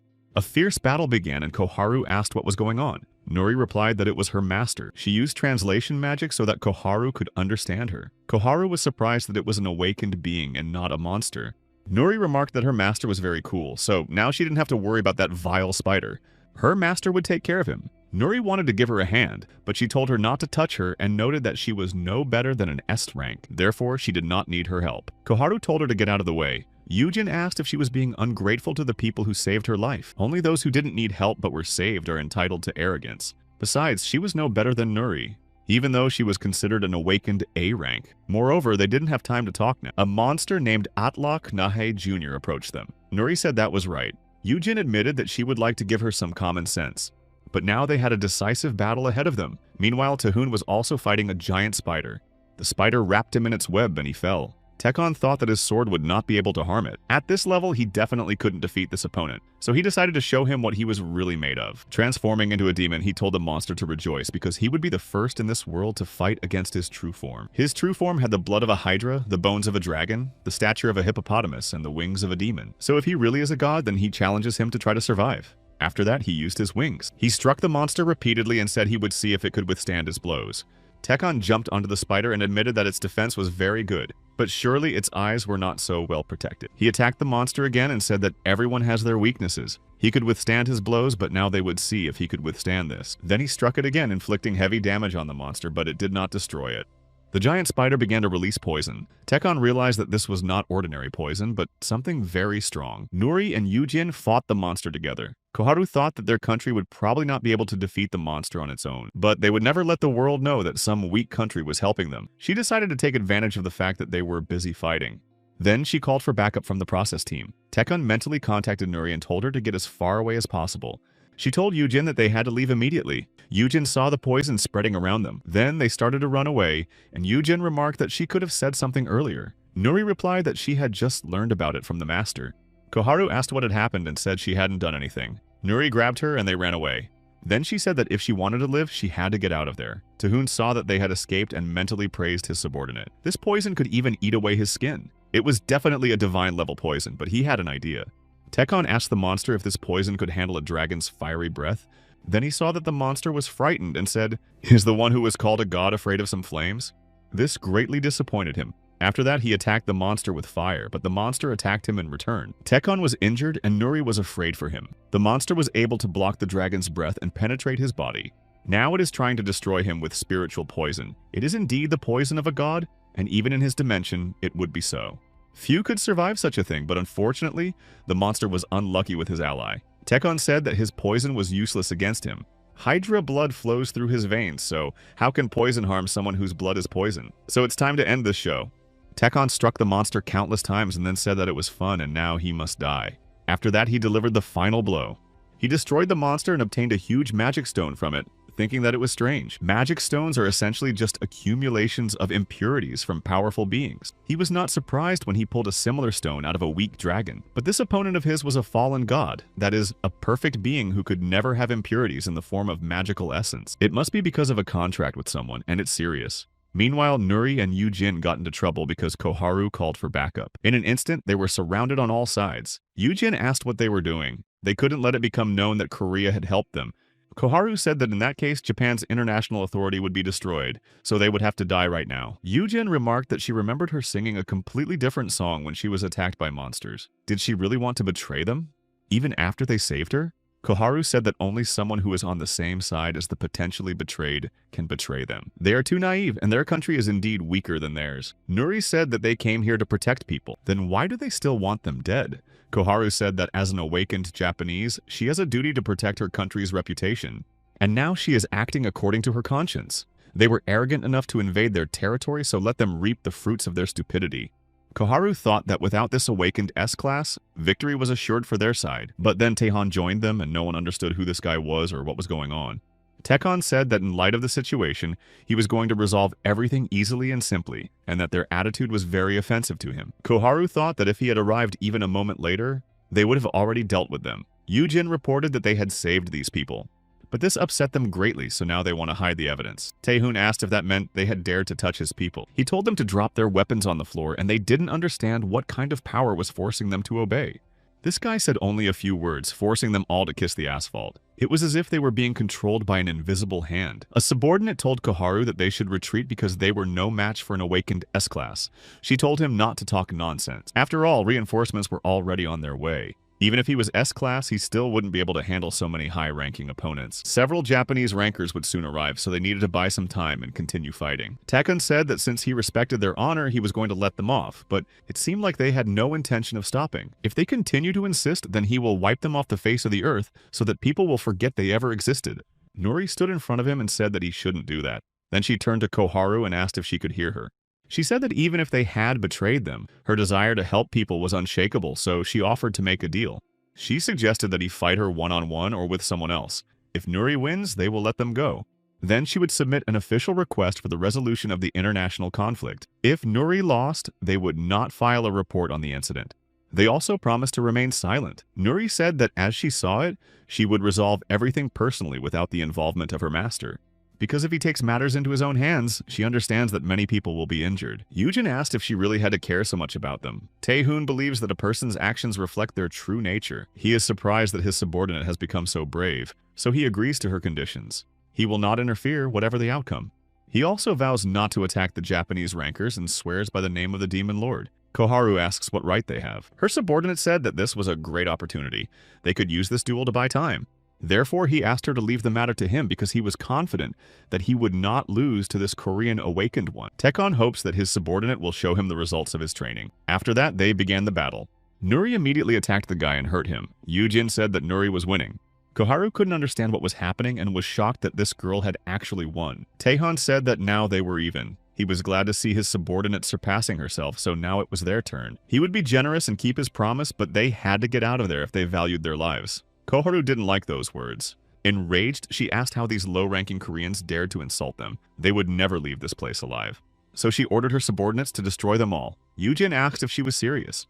Taehan praised Nuri and said she had done everything she could. Then he turned to his opponents and said he had no desire to use his sword. So he simply used his power and wiped everything around them off the face of the earth. Then he said that there was nothing left to do here and that they should return. Yujin couldn't believe that he had done all this himself. So it's a good thing he's on their side. The news reported that as a result of the incident with the 8th-ranked enemy, the entire city of Osaka had been destroyed. As a result of the incident, many of Japan's awakened died or went missing. It is estimated that these losses will not be replaced for 10 years. The Japanese government thanked the South Korean government for its help in destroying the enemy. They also received a proposal for cooperation between the awakened. This was in order to fill the gaps in their fighting power. Gu Chang-suk, the house manager, brought a package from Japan for Mr. Taehoon. They opened it and saw that inside was an object called an ice pillar. As is well known, this is a valuable item that is treasured in Japan. Nuri said it was an incredible item. Even the planning department had never seen anything like it. Taehoon said it was a nice thing, but useless to him except as a refrigerator. He thought that instead of sending some useless thing, they should have sent food, such as tuna. Gu Chang-suk said he would pass on his words about this incredible item. Taehoon sensed someone approaching the island. So Gu Chang-suk decided to check it out. Some people were indeed approaching them, and what they saw seemed incredible to them. After all, they had taken over the entire island to build a house. But that was understandable because an incredible S-rank awakened person lived there. That's why they risked their lives to get here. The men arrived on the island and apologized for the intrusion. Gu Changsik said that these people were members of the Aries Guild, which is part of the Awakened Association. Recently, the head of the guild, Mr. Kim In-sok, had requested a meeting, but he made it clear that Mr. Kim was on vacation and asked to reschedule the meeting. He was very sorry that this had happened and would immediately expel them from the island. Taehoon said that this should not be done. How dare they show up here uninvited, knowing that he is much stronger than them? It seemed that their lives were not very precious to them, so he became curious. Therefore, he decided to meet the guests. The men entered the house and thought it was a real Demon King's castle. It seemed that the awakened S ranks were no joke. Taehoon asked Kim In-sok if he wanted to see him. He replied that he did and that he was from the Aries Guild. Taehoon said he would listen and asked what he wanted. Gu Changsuk brought Taehoon his order of iced chocolate with Belgian chocolate. Kim In-sok thought he had an original taste. An S rank awakened looks like a Demon King, and he even has iced chocolate. Taehoon said that if he had something to say, he should say it quickly, because now he couldn't waste any time. Kim In-suk fell to his knees in front of him and asked him to accept their Aries Guild. Taehoon replied that he didn't want to. At the Association of Awakened Ones, Young Woo Min was shown a report about the Aries Guild, but he didn't understand what it was. His subordinate explained everything. It was a guild of awakened ones, led by Kim In-sok. An awakened one of rank S, Jun Woo Min, asked what business he had with some rank S guild. His subordinate said that he should pay special attention to it because he was connected to it. Jun Woo Min realized that they were talking about the crazy awakened one and told his subordinate to tell him more. As the subordinate had already mentioned in his previous report, the head of the Aries Guild, Kim In-sok, had recently been trying to meet with Taehoon. He was doing everything he could to make it happen. They decided that the chances of a meeting were slim, so they limited themselves to formal surveillance. And they did not devote much time to it. But in the morning, information came in that Kim In-sok and his henchmen had left for the Yellow Sea, to the island in the Yellow Sea where Taehoon lives. A report has just come in that the meeting took place. Jun Woo Min doesn't understand anything. Why did they even need to meet with this monster, and what was he planning if he agreed to meet? So he ordered them to find out everything first. What exactly was his purpose in going to see him, and what did they talk about? He must report everything in the smallest detail. His subordinate said that he had already taken measures. Jung Woo-ming thought that since there was no suitable way to deal with him yet, he would just observe. But this worthless S-rank had decided to stir up a hornet's nest. If the contract with him was terminated, the association would suffer losses. Therefore, there was nothing left to do but take action. He decided to call someone and discuss the matter. The man was surprised that the chairman himself had called him. He hadn't called for so long, and now he had decided to call himself, so something must have happened. Jun Woo-min said he wanted to entrust him with a task. He was willing to reconsider the offer he had previously rejected if he took on the job. Taehoon continued talking with Aries Guild representative Kim In-sok and said that everything was simple and he didn't need him. Kim In-sok wanted to ask something, but Taehoon remarked that he was useless to him, even more useless than the pebbles under his feet. Out of respect for his courage and risking his life to enter his territory, he would let him go unharmed. So let him go right now because he doesn't like to waste time. But Kim In-sok cannot return with nothing.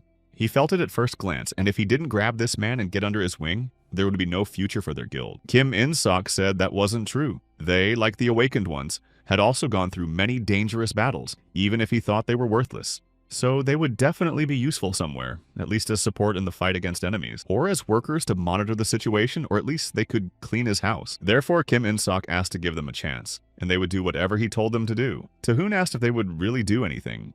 He found this interesting and agreed to give them a chance. Then he asked again if they were really ready to do everything he said. Kim In-sok said of course, so Taehoon asked him to prove his abilities and value. They would start with something simple. First, they needed to capture the Association of the Awakened. Kim In-sok was surprised by this request, but he said he would do anything. They went back, and his subordinate said that this request was impossible to fulfill. In-sok asked what they could do. If they don't get under Mr. Taehoon's wing, they have no future. Then they will have to die anyway. The association needs to destroy 3 main guilds. Surely they have weaknesses or at least some loopholes. As soon as they return, a detailed investigation must be launched, but the main thing is not to let them see them. If everything works out, they will make a big score. Nuri asked the master why he gave them an impossible task. He was surprised that she called it an impossible task. She said that it was indeed impossible. The Association of the Awakened consists of more than 100 small guilds and 3 main guilds that control them. It is a huge organization of awakened ones. The Red Dragon, Chung Umin, Valkyrie Park Sion, and the Thunder Dragon, Kim Karan, are the 3 main guilds. They are led by guild masters of rank 5. All guild members are of rank C or higher. Aries, led by Kim In-sok, would not be able to defeat even one of them. Taehoon said he knew this and didn't even count on them. Nuri then asked why he needed them. He said that only if they could accomplish this impossible task would they be of any use. If they became his subordinates, they would certainly be of some use, but if they were gone, he would not miss them. They were not his target in the first place. Their value lay in creating a pretext for attacking the Association of the Awakened. Did she really think he had forgotten everything? He remembers those who dared to harm the only family he had left in this world. He will wipe out everyone who participated in or contributed to his grandmother's death, leaving not a single cell behind. They will become fuel for his righteous revenge. Yu Jin thought that whoever they were, it was scary to make such an enemy. Therefore, they would certainly not die an easy death. Meanwhile, Kim In-sok met with the head of the Valkyrie Guild, Park Si-yeon. She said that he had been very busy lately. They say that he has been diligently gathering information about them. To be precise, about the 3 main guilds, including theirs. In-sok said he didn't understand what she was talking about. He thought about his subordinates as he had asked them to be careful. Park Si-yeon told him not to pretend that he didn't understand. They had already found evidence of his activities and his people. In addition, they found something else interesting. Namely, that he had started gathering information about the 3 main guilds immediately after meeting with the S-ranked awakened Taehon. Kim In-sok thought that it was probably the end for them. He was lost in his thoughts and did not hear Park Si-yeon address him. She told him to calm down because they weren't going to do anything. Their guild of Valkyries called themselves the Defenders of South Korea, and they weren't going to behave like street criminals unlike the Red Dragon Guild led by Young Wooman. She was just curious. Namely, what kind of deal they had made with this S-ranked awakened one that made him act so recklessly. In the worst case, in order to oppose this awakened one, all the awakened ones of South Korea may have to join forces. Yu Jin trained with Nuri and wondered how she ended up here. It turns out that she and Nuri became the master's subordinates. The National Security Agency wasn't even looking for her. She thought they had abandoned her here and forgotten about her. But then she got a phone call. She said she thought they had abandoned her. And her boss replied, "How can you say that?" But in fact, he had called to inform her of some problems. Yu Jin reported that she had just received a call from the National Security Agency. Tai-hoon asked what had happened and realized that it was related to the Ares Guild. After talking to Park Si-yeon, Kim In-sok was asked if he was from the Ares Guild. After that, there was an explosion. Jun Wooman said how dare he join forces with him and betray him, and did he really think he would get away with it? He decided to crush these pathetic rats. So he staged a terrorist attack that killed members of the Ares Guild. Taegon saw the news and said that he had proven his worth and that he would now accept the Ares Guild. Rumors reached the director that Taegon was planning to attack the Association of the Awakened. He did not understand this unexpected turn of events. Siren said that Kim In-sok from the Ares Guild had been attacked in the center of Seoul. It looked like it was an attack by the Awakened. Park Si-yeon, the head of the Valkyrie Guild, who happened to be at the scene, intervened to prevent further casualties, but In-suk was seriously injured. One of the 2 guild members accompanying him was killed, and the other is in critical condition. The reason for the attack on the guild is unknown. But the problem is that this guild, Ares, has switched sides to Taegon. Director John Homan asked how this happened. When did the guild manage to switch sides, and when did this happen? Shinho understands his surprise. They themselves only found out about this from Nuri. Serena said that Tae-hoon believes that his subordinates from the Ares Guild were attacked by the Association of the Awakened, and decided to take revenge. Director Jeon Homan said that it had not yet been determined who exactly carried out the attack, but then he understood everything and couldn't believe it. Sirena said that the unexpected subjugation and attack on the Ares Guild was planned by Tae-hoon to create a pretext for attacking the Association of the Awakened. He would use the attack on his subordinates as a reason, and planned to take revenge on the Association for its involvement in his grandmother's death. The driver asked Taegon if he should take them to the National Security Agency, and he said no. He should take them to the Valkyrie Guild. So the driver accepted his request and said they were going to the Valkyrie Guild headquarters. Nuri wanted to say something. Taegon replied that he knew what she wanted to say. She wanted to point out that not all of them were bad, but he was not going to stop. He was already halfway to avenging his grandmother, but as she said, there was no need to destroy everyone. Taegon was going to subjugate the Association of the Awakened and use it. There was no point in destroying something that could be useful.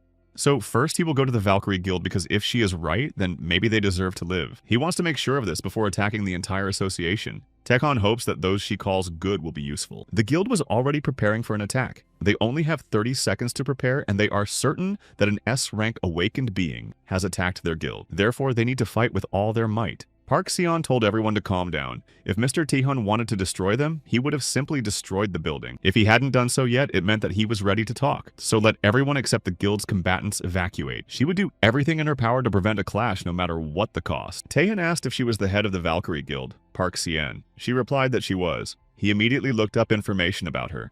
He had heard that she was ranked B, but she was greatly underestimated and was almost at the A rank. In addition, she possessed a rare elemental ability. Therefore, she could be at least somewhat useful. Park Seon said that, first of all, it was not their guild that attacked Mr. Kim In-sok. She found out that Kim In-sok was gathering information about the 3 main guilds of the Awakened Association and simply asked him a few questions. She had no intention of antagonizing the Ares Guild or him. Taekon mentioned the Ilsum Guild and hoped she would not deny knowing about it. Park Seon realized that destroying the Ilsum Guild was not his final revenge for his grandmother. He probably believes that the entire Awakened Association is involved. That's why he wants revenge on everyone. She said it was a misunderstanding and that their guild had nothing to do with what they did. Taekun asked her to explain, and she said that they weren't there during the incident with the guild. They decided to hold Ilsum accountable. But the head of the association, Chung Woomin, closed the case after receiving a huge bribe from Ilsim's guild. Of course, she wanted to protest immediately, but she couldn't go against the Red Dragon Guild on her own. If a split occurred and the information spread, the association would not be able to continue to exist. If the association collapsed, the ties between the guilds would be destroyed, and it would become much more difficult to defend South Korea from its enemies. She knows it's wrong, but they decided that in order to protect South Korea, they must preserve the association. However, they did not support the Ilsum Guild. Taekon said that as a result, they remained silent, and how this could be interpreted. Because silence is like consent. Does she really think that if their hands are clean, they are not involved in this? And if they close their eyes and remain silent, they are not responsible? Park Seon believes that he is wrong, but no matter what they say, it seems that he is going to destroy them all. So she told her subordinates to stop this man and then used her strength. A fierce battle began between them. Yujin grabbed one of her subordinates and said that if they resisted, she would scratch their faces. Taehan grabs Park Seon and says that what they did was for the greater good, which sounds very noble. He respects her way of thinking, but he was motivated solely by personal reasons. Revenge for blood was personal revenge. So, in the face of death, would she be able to hold on to her high ideals? Park Seon begged for the lives of the other guild members at the cost of her own. She was ready to take all the responsibility upon herself. Taehoon said that was nonsense. Jun Woomin received a call and asked what had happened. The man said that he was only calling him about business, but things had not gone according to plan. They had carried out one of his orders, and the target he wanted eliminated had suddenly become enraged. They had wanted to do everything quietly, but now it would be problematic. The target was now heading towards him. Junwoo said that he was changing the terms of the assignment and told them to come quickly and protect him. The man said that it seemed like their boss was scared. He told him to keep quiet because only they could stop this monster, so he was changing the terms of the assignment. He replied that he had already sent people to him, but that was a little disappointing. Because the big boss, Jong Yu-min, was trembling with fear, he was sorry that he couldn't see it with his own eyes, and the cost of the order would remain the same, of course. After that, the man said goodbye and told him that they would meet again. Zhong Wuming was angry that he was being taken for a fool. Then he ordered his subordinate to immediately gather all the members of the guild and tell them to arm themselves to the teeth. The subordinate accepted the order and said he would pass it on. Zhong Yumin thought that even though he was a monster, he could unite the forces of his guild and the other guild. He considered him too cocky and had no intention of giving up so easily, so they would see who would win. Before that, Tahoon told Park Seon that it was nothing personal, but their guild could still be useful to him, so let them follow him. Now they are going to destroy the Red Dragon Guild. She doesn't understand why he is taking her with him. Taekwon said that she will have to testify about all the crimes committed by the Awakened Association and Jun Woomin. She must tell him everything she knows. If he wants, he can destroy them all in an instant. But if he does it all himself, it will only increase the number of his enemies. Her testimony will give him the necessary excuse. The guilty must be punished, but at the same time, he will keep those who are willing to follow him around him. So let her watch his actions and do what she must, and that is why he left her alive. Park Seon said she understood everything. The driver said that they would probably have to stop here. They couldn't go any further because the Awakened had gathered in the middle of the street. They were all armed and waiting for them. Tahoon told his subordinates not to interfere because this revenge belonged only to him. The members of the Red Dragon Guild shouted that this was the very same Taehoon, so they should all attack him together and destroy him. Jun Woomin, watching everything, realized that it was impossible to stop him. His subordinates shouted that they needed reinforcements. The man next to him asked if this was the same S-ranked Awakened one from South Korea. It seemed his name was Tahoon, but he's not as strong as he thought. He must be holding back because he's not like the one he heard about. Even if that's the case, the head of the Red Dragon Guild, Jun Woomin, is out of luck, but he can handle him on his own. Jun Woomin asked him to stop this monster and he would pay him not only for the job, but also give him a huge reward. The man agreed and told him to trust him. Meanwhile, Taehan dealt with all of his minor opponents. Park Seon believes that they must be members of the Red Dragon Guild. She is amazed at how one person destroyed one of the 3 strongest guilds in South Korea.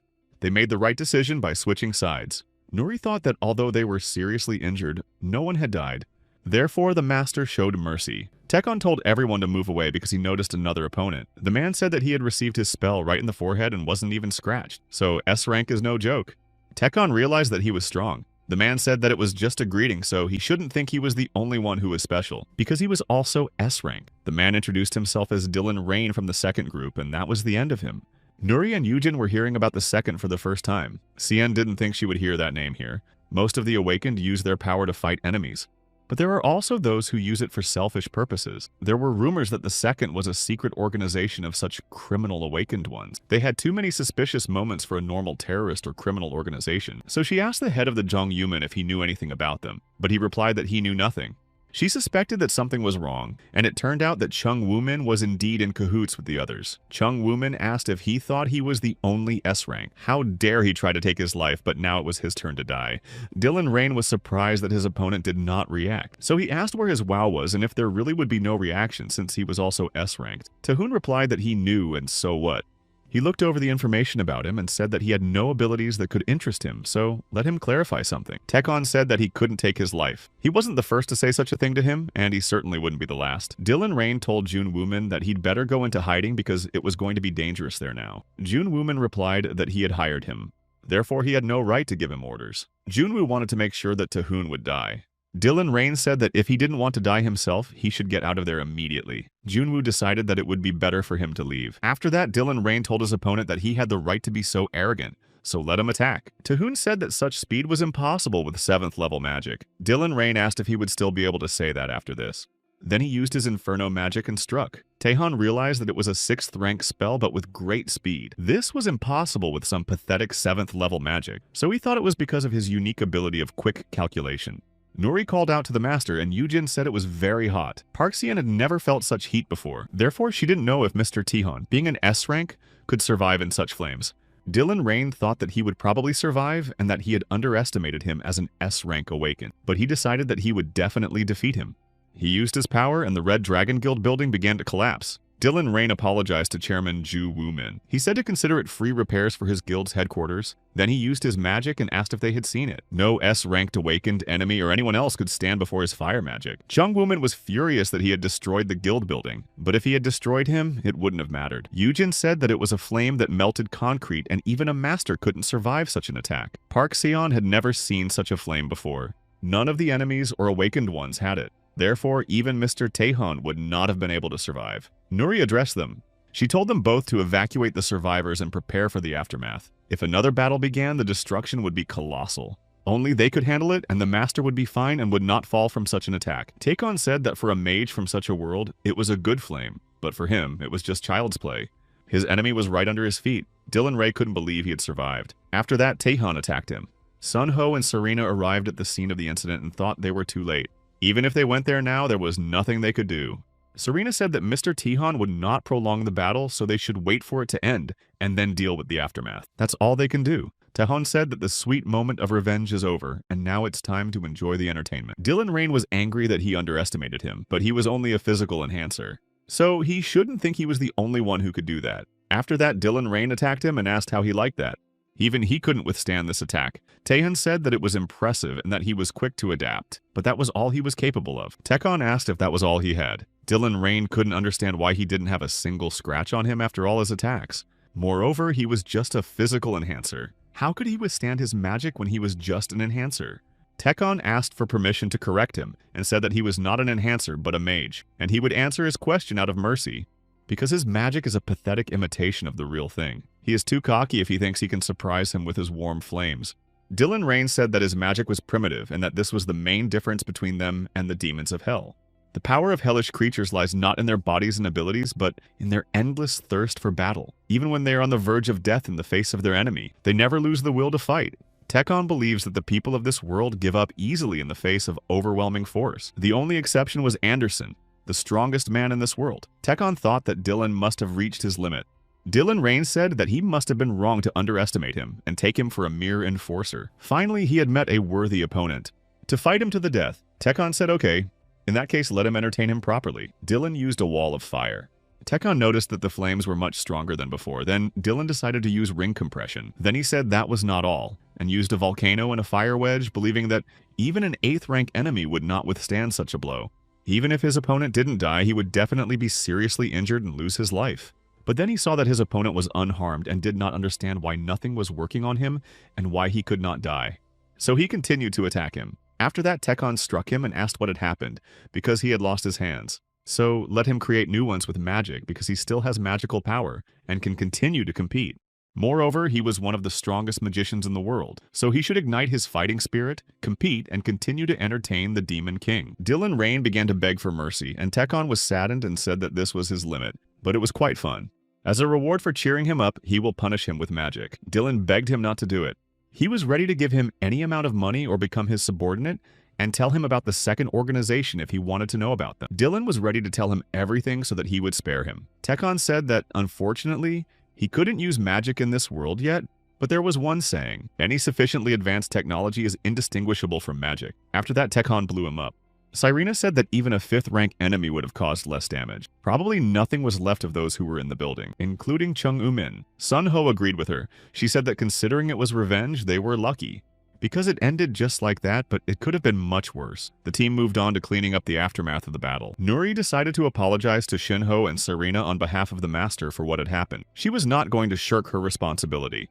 Sinho said that thanks to her persuasion, everything ended this way. Serena added that they were prepared for the entire city to be destroyed, but they were curious to know who Taehan had been fighting, if it had caused such destruction. If it had been a simple battle with the Red Dragon Guild, this would not have happened. Nuri said that he was competing with an S-ranked awakened. Hearing this, they were surprised. Shinho said that this couldn't be true. Why would one of the 10 S-ranked awakened in the entire world compete with Mr. Taehan on the side of the Red Dragon Guild? Serena added that all S-ranked awakened ones are directly subordinate to their countries. No country had announced that it was sending its awakened ones. Park Seon said that he had been sent by an organization called The Second. The destruction of the Awakened Association by Mr. Taehan was only half the problem. They needed to meet with the director of the National Security Agency immediately. This was a matter of national security for South Korea. They met with the director, and Chung Ho-min was surprised to hear about the second organization. Park Si-yeon remarked that he must know about it. The situation had gone too far, so there was no point in hiding information about the second organization anymore. Chung Ho-min agreed with her. He said that the National Security Agency had kept the existence of the second organization a secret until now. Few people knew about it. Only high-ranking officials involved in national security, including him and the president, were aware of it. The organization had been spotted in Japan, as well as in China and various other third-world countries. Wherever they appeared, catastrophic destruction followed. It was a terrorist organization made up of awakened people who were supposed to protect people from enemies. Therefore, the leaders of the awakened organizations around the world agreed to keep their existence a secret. Tekon said they were stupid, like ostriches burying their heads in the sand. Park Seon said that after this incident, they could no longer hide their existence, because it was none other than the head of the association, Chung Woo-min, who brought them here. The battle between the S-ranked awakened one from the second and Mr. Tekon cannot be hidden. Sooner or later, everyone will learn about the existence of the terrorist organization Second. After this incident, the association of awakened ones fell apart. But to protect South Korea, they need a new center that will unite the awakened. Therefore, Park Si-hyun proposes the following. The association will take the blame and announce that Ju Woo-min wanted to carry out a terrorist attack by luring the second, and that the agency found out about it. They will say that Mr. Taehoon was sent to prevent the terrorist attack and to protect the country. He and the agency will become the new center for the awakened. Meanwhile, the second organization held a meeting. All participants asked why they had been gathered, and if it was something trivial, they did not want to talk. The woman announced that Dylan had died. Some of them were not surprised that this madman had died. Some even argued and won a lot of money. She repeated that he had died, and everyone realized that it was serious. They asked where he had died and what had happened. The woman said that he had died in South Korea. He had gone there to carry out an order from Kai Jinping and lost a battle to a new S-rank fighter. Some said that he was one of the strongest among them, and if he lost, it couldn't be good. Therefore, they needed to contact Kai Jinping. The woman instructed Gandharva to find out what the order was and what exactly had happened. When he finished the task, he should go to Korea. Gandharva said he would be happy to do it and was already on his way. He was curious to know who had destroyed Dylan and really wanted to meet him. Meanwhile, Taehoon and his team were waiting for the new gate to open. But Taehoon got tired of waiting and became lost in his thoughts. Everyone noticed that he was not interested in the gate and wondered what was on his mind. Park Seon said that some tension was needed, but they shouldn't get too worked up. Yujin said not to worry because she's pretty good in real combat. Nuri added that high-ranking soldiers had been appearing more often lately, but that it was usually a rarity. Yujin would probably be able to handle it herself, at least with most of them.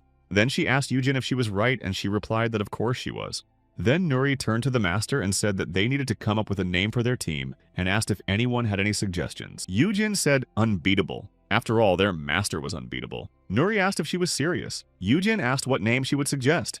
Nuri thought about it and said the team should be called the White Dragon. Yujin asked if it was a mixture of the White Tiger and the Blue Dragon, and if they were some kind of mixed team. They started arguing, but Park Si-yeon intervened and suggested calling the team Untouchable. No one can touch them. Yujin said it sounded good, and Nuri also liked the name, so they made their choice. Nuri said that their team would be called the Untouchables and asked if he liked it, but he didn't answer. The gates began to open, and Nuri thought that everything was happening exactly as it had at the shopping center. But with the master around, there was nothing to fear. But when the gates opened even wider, Nuri said that everyone should retreat because this monster was too much for them. Taekon saw the monster that had emerged from the gate and thought it was some kind of prank. It was a 7th rank dragon. Yujin said its codename was Red Dragon. Park Si-yeon added that they looked exactly the same and had the same energy level, just like twins. Nuri asked what the codename for Red Dragon 2 was. Yujin asked if it was from a movie and if there were any better ideas. If there were, she should suggest them. Yujin thought about it, and Nuri said that everything seemed fine. The master wouldn't even get scratched while destroying the enemy, so everything was as before and there was no need to worry. All that remained was to watch the master compete. But then they saw a giant dragon step on him and were frightened, but it didn't hurt Techno at all. He said that it was not undead and that it might be a resurrection spell. After reviewing the information about him, he thought that these question marks were the key to the mystery. Therefore, it was worth finding out who he had made a contract with. The second one and the enemies were most likely connected. Who would have thought that something like this would happen? But now was not the time to think about that, so he decided to deal with this dragon again first. He struck it and then grabbed it, but the dragon threw him off. Then he took out his sword and told the lizard to come to him. Everyone else watched the battle, and Taekon said that mages would be a good name. Nuri asked what he was talking about. Taekon replied that he meant the name of the team and that mages would be suitable. Then he said that it was time to clean up. Insu couldn't believe that he was thinking about a team name while fighting this monster. Nuri told them to come to their senses. Then she noted that unfortunately team training would have to be postponed, and they still had things to do. Insok and the others should take care of the enemy's body. Park Si-yeon should report everything to the National Security Agency, and Yujin should go with her to find the dragon's head. This had to be done as quickly as possible so as not to keep the master waiting. Meanwhile, the second organization had something else in mind. They discussed how this was entirely in keeping with the spirit of their strongest enemy, but of course now his rating had dropped slightly. Thanks to this, the master's plan was accelerated. After all, an 8th rank enemy had appeared. According to the plan, the 7th rank enemy was supposed to appear only in 3 years. But why did the deterioration suddenly accelerate? It seems that the border has weakened, especially in East Asia, but for them it makes no difference, and it's even better this way. Their leader said that enough talk and asked Erin if she could handle it. She said it would be a little difficult, but she thinks she can handle it. The man asked if she needed him to explain how important it was. He needed a clear answer. She said she could do it and that there would be no mistakes. He said they would begin carrying out the Lord's orders. Everyone had to take their places and Erin was to begin. After that, everyone used their power. Some of them said it was annihilation. The man said that this was the beginning of the master's plan and the beginning of the end. After that, the gate opened again. A 9th rank enemy emerged from the gate, and the disaster and damage to the city were beyond estimation. The situation was only getting worse. All the best and strongest awakened ones in the world arrived to defeat the enemy. This means that the S-rank awakened ones will also join. Park Si-yeon said that most likely the United States and China would be there, and Russia, which borders China, would also arrive. Nuri said that there would also be a master. There will be at least 3 S-rank awakened ones there. Park Si-yeon informed Mr. Tihan that they had already arrived. She thought that it was unlikely that there would be anyone stronger than him, but clashes between awakened people from different countries were inevitable. Would he be able to restrain himself in such a situation? Taekon asked if he would also come. Nuri asked if he meant Anderson. He was an American S-rank, so most likely not. Taehan said it would be interesting. Nuri noted that they were talking about a 9th rank enemy. Of course it's not a problem for him, but she's worried. Taekon told her not to worry about her because everything would be fine. As they left the airport, a man approached them and asked if they had been awakened from Korea. Park Si-yeon said that meant they had been met. The man said he would hold a briefing on the situation. Park Si-yeon was surprised that an awakened rank 9 would be holding a briefing. At the same time, he has to control the information and drive the car. It seems that things are very bad here. The man said that the enemy is in hibernation. They got this information from intelligence. He alternates between destruction and rest every 10 days. At the moment, they have 30 awakened B rank, 12 awakened A rank, and 5 awakened S rank. Nuri said that there were 6 with the master. The man said that was correct and that, fortunately for the US, Russia and the UK had sent their S-rank awakened ones. But Nuri pointed out that there should be 4. The man replied that there was another hidden force of a great power. The main task of the rank B awakened was to provide support from the rear. They would be responsible for supplies and minor tasks. Among the rank A awakened, they selected those who specialized in healing and strengthening. And finally, the rank S awakened. It was clear that they would lead the attack. Meanwhile, a subordinate informed the chief that the awakened ones from Korea had arrived. The man asked if that included the new S rank. The subordinate replied that it did. That meant they had a total of 6 S ranks. 1 each from the US, Russia, the UK, and Korea, and 2 from them. The man wanted to keep this a secret until the last moment, but there was no choice. He would have to reveal their hidden Chinese S rank awakened. The subordinate asked why they needed so many S rank awakened. The man said that even that might not be enough, and the subordinate asked what he meant. The man decided to show him.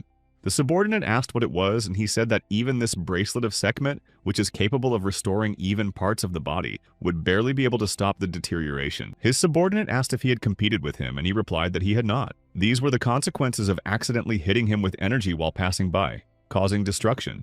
He didn't even compete with him. Nuri was delighted to see all the strongest awakened ones. For example, Jane from Great Britain. She is an A-rank awakened and specializes in summoning. As they say, her summoned creatures are on par with S-rank awakened beings. Benjamin Proud is also here, and that just can't be. Nuri told the master that he is an A-rank healer. He is called a saint for healing a large number of sick people. Then she saw another guy and asked who he was. She had never seen him before. The guy approached Taekon and asked if he was the S-rank awakened from Korea. Taekon looked at his information and said that it was interesting. He has cybernetic modifications. The guy asked what was interesting and if he knew him. Nuri asked him who he was, and he told her not to interfere while he was talking to him and called her a kid. She got angry at him and said she wasn't a kid. People were standing nearby discussing this guy. He was a new Chinese S-rank awakened, but none of them knew him. A man approached them and asked what was going on, calling the guy Ray Pen. Ray Pen called him Gaolin. Gaolin apologized for him and asked Taehan if he was an S-rank awakened from Korea. He considered him a coward who couldn't even get angry when he was ignored. Then he said they would see each other later. Because he had something to do, he told his subordinates that the awakened ones from Korea would not help them, so they should not waste time on trifles. He believes that if you want to increase your chances of surviving a battle with a monster, you need to cooperate with the awakened from large countries, not small ones. Nuri was furious with him and said that he was not even close to being a master. Meanwhile, Taekon decided to review all the awakened ones. In the information about them, he learned something interesting about Benjamin Proud, whom Nuri had just told him about, saying that he was a great healer. He saw that the guy had the title of 10th Apostle of the Second False Saint, the one hidden behind the veil, and was an S-ranked awakened one. He also saw in the notes that he was someone's servant. The guy he had recently competed with was also a follower. He saw this in the notes. He became curious about who this person was. Benjamin asked if he needed anything. Nuri said that he was the same saint from Manchester. Nuri confessed that she was his fan and was very pleased to meet him. Benjamin thanked her for such a nice comment. Taekon asked if he was a holy awakened healer. Benjamin said that he was, and to be more precise, he specialized in healing status effects. But Taekon noted that he had mistaken him for a magician who uses magical powers. Benjamin said he was no magician. As far as he knew, healing magic did not exist. Pak Xian said that only awakened healers could heal. Taekon said that meant healing magic didn't exist. Benjamin laughed and said he would leave then.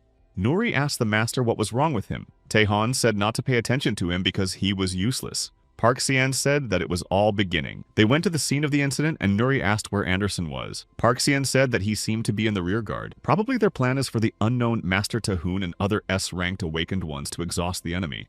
After that, Anderson would deliver the final blow. Ray Penn and Jalen were also with Anderson. They want to help him destroy the enemy. Nuri asked if someone as strong as Anderson wouldn't be better off in the vanguard. That would help reduce casualties. Pak Sian noted that it seems China is not confident of an easy victory, and that something dangerous may be waiting for them. Taekon asked why she thought so, and she said she had heard that China had renounced its rights to the magic stones in the enemy's body. Proud China had entrusted the resolution of its crisis to the US. She might be wrong, but they must be desperate. Taekon understood everything and told them to retreat. Nuri said that they had been awakened to the rank and that their place was in the rear. But he said that they had to leave the battlefield immediately. Park Sian was right, and this battle would be very dangerous. So let them go as far away as possible. Taekon thought about how he had felt this energy back in Korea, but he didn't think it was so strong. In an instant, it all began, and Taehan drew the magical sword Crimson Fall, a blade of destruction that devours the life force of its owner. He told the sword not to move because he was its master. After that, the monster awoke. The awakened ones were ordered to retreat to the rear. Anderson said that the monster was very strong. Galen asked if it would be difficult for him too. Anderson replied that he didn't know. If the enemies were divided by rank, it would be like commoners among enemies, but this monster was like a noble among them. It would be very difficult to defeat him. Galen asked what he was talking about. Anderson replied that he was just thinking that they could defeat him. Jolin asked if he really thought he could defeat this monster and wondered if there was such a big difference between them. Anderson said that this was why they were here, but that he couldn't do it alone. Even with the other S-ranked awakened ones, it would be a difficult battle. Jolin asked how he planned to defeat it. Anderson said it was because he was there. Tekon rushed into the attack. Everyone tried to stop him and asked him not to go alone. It was impossible to defeat the monster alone, but Anderson was confident that together they could do it, so he told everyone to attack. One of them shouted that the strongest in the world were fighting together. Anderson wondered what he would see, the true power of a man who had played with him like a child. Tekon reviewed the information about the monster and saw that it was stronger than him in strength and endurance. This was a true god. He had gained divinity and ascended to the throne. It was very dangerous to touch this divine power. The monster began to release dark drops that then turned into monsters. Tekon said it was disgusting. Then he challenged the monster to a fight. Anderson realized that these flying pieces were turning into 4th rank enemies. He asked all the S-rank awakened ones from different countries to come forward to stop these monsters. The awakened ones didn't understand what was going on, but they tried to hold them back. Pen said that this awakened one was ruining everything and not following the plan. Why should they even bother with these small monsters? Anderson said that he was the strongest of them all. To be more precise, he is stronger than all of them put together. Who else among them is capable of competing with this monster like he is? Pak Sian and Nuri watched the battle from the sidelines, and Pak Sian said that there was nothing they could do. Nuri said that they should at least protect the awakened ones in the ranks, so she asked her to call for reinforcements. She herself decided to go on the offensive. Park Sian agreed with her and asked her to be careful. Jeolin thought that this awakened one was from a small country, but he was certainly impressive for calmly competing with this monster. But he told Anderson that this awakened one from Korea was too cocky and was ignoring teamwork and doing whatever he wanted. Anderson noticed that this strong man really seemed to be retreating. So what would happen if he lost? Tekon noticed that the monster's energy hitting his body was causing his giant skin and hippopotamus muscles to rot. Then he spread his wings. Anderson asked Gullion if he wanted him to go crazy. Tekon said he was already crazy. He continued his fierce battle with the enemy, and Pen thought he was insane. Jalen said that if the attacks were concentrated on his eye, the monsters would stop multiplying. The Awakened asked why they didn't intervene in the battle, since they couldn't stand by forever and deal with these trifles. But if they attacked him, these small creatures would start multiplying again. Then it would be difficult for those who remained to deal with them. Anderson said that there was no need to waste time and that they should take action. He decided to join Tekon and lead the attack. The rest would act according to the situation. Tekon realized that if he didn't attack this monster, there would be no result. Anderson joined him and struck the monster, but his attack did not work. Tekon said it was a waste of energy. Pen tried to attack the monster and wondered what the vanguard was doing. Then he saw one of the awakened ones get wounded. He approached him, cut off part of his damaged shoulder, and said that he shouldn't whine, and that he was lucky it was his shoulder and not his neck. Then one of the awakened shouted that they needed to dodge. Pen managed to duck, but the monster destroyed the guy. He only managed to shout his name. Pen realized that they couldn't defeat this monster. Anderson asked Tekon if there was really no way. Tekon said that it would take about 100 years to destroy it, but by then all of humanity would be dead. Anderson asked if he could stop it, and he said that he would be honest and said no. Anderson said that in that case he would do everything in his power. Tekon said okay and left. In the demon world, this would have been business as usual for him. After that, reinforcements arrived. Then Tekon saw that Nuri was in danger. He shouted at her to get out of the way. She didn't have time to do anything and closed her eyes, and when she opened them, she saw her master. He managed to save her. Then he said he told her to dodge, but because of that, he lost his arm. He cannot use his magic in this world. If he could, this pathetic god wouldn't have stopped him. Then he saw a portal opening in the sky. He said that the return journey had finally arrived. After that, he restored his arm. Nuri couldn't understand how this was possible. He said they would look into it later and used his teleportation magic. Then he said he was back. Using teleportation magic, he took all the awakened ones and transported them to a safe place. Then he told the monster that he was strong enough. Now his main goal was the enemy, and he decided to ignore the other goals. Tekon used his darkness magic to destroy all the small monsters, then said that wherever the boy was crying, that was where he would die. The awakened ones do not understand what is happening and how they ended up in a different place. Nuri saw Park Sien. She asked her what was going on and where they were. They are now 100 kilometers west of that place. Anderson asked where Mr. Tehon was. Nuri said that it seemed like he was still there. Jensen said that he must have died. But Chensen said that was nonsense. Nuri became angry and pointed her weapon at him. Anderson told him to stop if he wanted to remain on his team. Then he apologized to Nuri and she told him to forget about it. Anderson asked if she said he was still there. He had also seen him last. It seemed that he had restored his body and sent them here. Nuri said that was right because the master had told her they would meet a little later. Anderson asked if he wasn't an amplifier. She said that the thing was that the master called himself a wizard. Anderson was surprised that he was a wizard. Pak Sien said that in any case they wanted to go back there and asked if there was any way. Galen said that the helicopters were already on their way. They would go there on them. Nuri asked if they could go with them because they wanted to make sure the master was alive. Anderson asked Galen if he minded. Nuri began to beg him along with Pak Sien. Galen thought about the incredible power of this awakened one. Even though he was from a small country, perhaps it would be a good idea to establish relations with such an awakened one. So he agreed and told them to prepare for the move. Meanwhile, the second head of the organization was amazed by the incredible magical power. Aaron reported that Benjamin had called her and said that something had gone wrong in China. He said it didn't matter. In any case, the initial goal had been achieved, and now it was important to find out who had used this great magic. This someone was using magic that surpassed the scale of those whom the master had deliberately created. So let him contact Benjamin. We need to find out who this magician is and what his purpose is. This must be found out at any cost. Aaron asked about Gandharva. He asked if something had happened. She said that Gandharva was angry because the Korean S-ranked awakened had gone to China. This was the awakened one who had destroyed Dylan, so he had not gone there for nothing. The man told him to wait a little longer. Moreover, the Chinese crisis would end, so if he was alive, he would return home soon. In the meantime, he should act at his own discretion. They cannot disrupt the master's plans at this stage and need to act more actively. Tekon told the demonic creature to come out and greeted his highness. Tekon told him to raise his head. Then he asked where everyone else was. He replied to his highness that after using the great magic of spatial transfer, when he opened his eyes, there was no one else but him. The demon felt only a faint presence of his majesty. Tekon understood him and told him to open the gate. After that, he passed through the gate and found himself in his castle and sat on his throne. Meanwhile, the other awakened ones arrived at the scene of the incident. Pak Sien asked what was going on and where Mr. Tekon had gone. Anderson said, "Did all those monsters turn to ash?" He had never heard of such details. Had he sacrificed his hand to hide his power? Nuri sensed the master's energy and said that he was alive. Anderson asked what had happened during that time. Jolin said that the investigation team had already been called, so they needed to rest a little. He noticed that there were no traces of the magic stone either. Even Merrigan, an awakened S-class, had died. The energy of the 9th rank enemy had disappeared, and how could this be explained? And who had turned those monsters into ashes? Tekon ordered his subordinate to read his memories. He began to look through them and said how the nobodies were laughing and being rude to the king. After that, Tekon told him to restrain himself and not touch those who were close to him and those he was interested in. He also told him not to touch the mass destruction. This is not the world of demons, but another world, and nothing else matters to him. The subordinate said that it would be as the Lord commanded and asked if they should not find out the identities of these creatures. He thought that after a long time, the king had finally found a worthy opponent. He wanted to find the identity of the unknown creature and then destroy it. The king entrusted him with the beginning of this matter, and if the body is not in order, then the head will also suffer. It was difficult to figure out how to solve everything, so he entrusted the task to Catalan, who was in poor physical condition. He asked about the fortress they had placed in orbit around the planet. He said that they had taken precautions by making it invisible with the help of invisibility magic. Without abilities equal to the third eye, it was impossible to detect. Tekon said that was fine, and now they were going to the treasury. He said he hadn't been there in a long time and ordered the gates to open. They went inside and Tekon pointed to items and ordered them to be taken.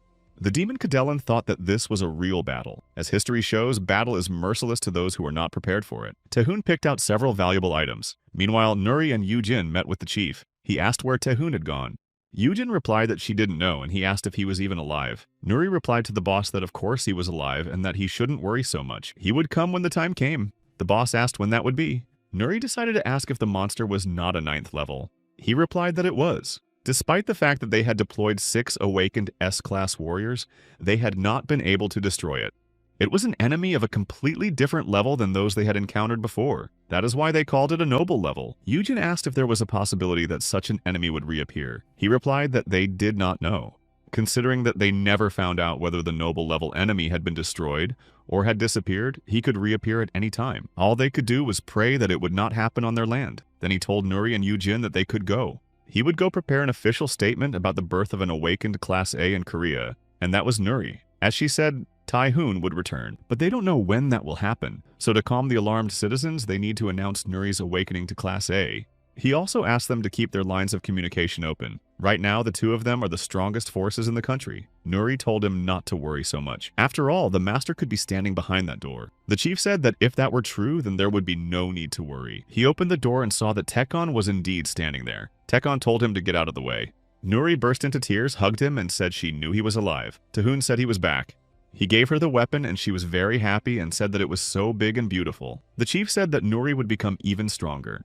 Yujin said she envied her nice weapon. Nuri replied that her previous weapon was also good, but this sword seemed incredible. Yujin said that it really did look incredible. It was so big and powerful and probably even bigger than her. But it suits her. Nuri was offended but thanked her. Then she told the master that there was one problem.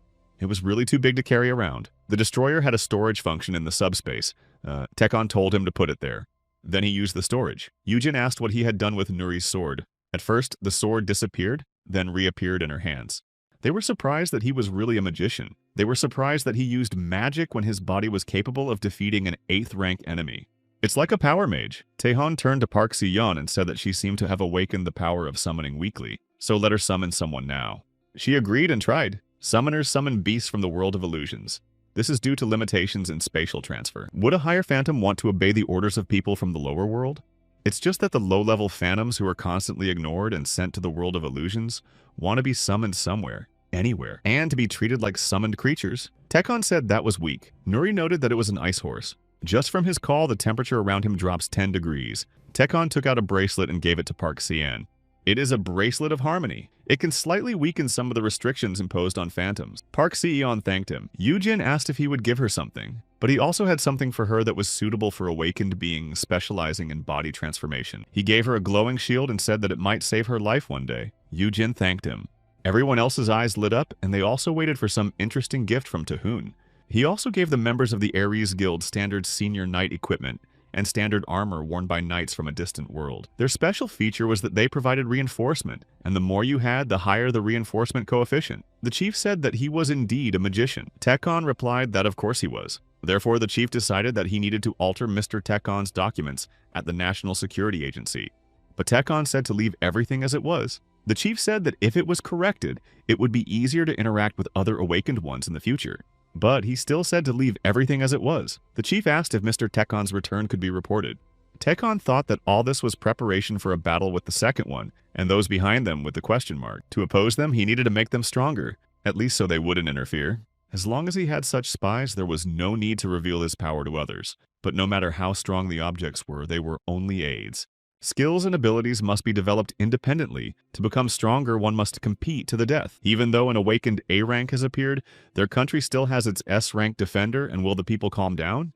The chief asked everyone to be quiet and began a press conference announcing that Mr. Taehan's safe return had just been confirmed. People asked what this meant, and then everyone rejoiced that this had happened and that Korea's defender had returned. Gandharva received a phone call and asked what had happened. Xi Jinping said that they had not seen each other for a long time and that such a greeting was even a little offensive. But Gandharva said that they were not friends, so he should get to the point because he had been unable to do anything for several days. He was annoyed because the S-ranked guy had disappeared. Xi Jinping asked if he hadn't seen the news that he had returned.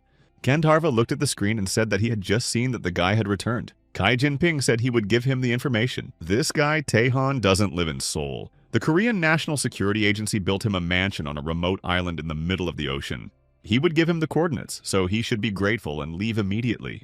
Gandharva agreed and said it was good that he would finally be able to work. Meanwhile, Taehoon was training the awakened ones and defeating them one by one. Park Si-yeon came to him to tell him something. He asked her what had happened, and she said that a guest had arrived. Taehoon was surprised that someone was coming.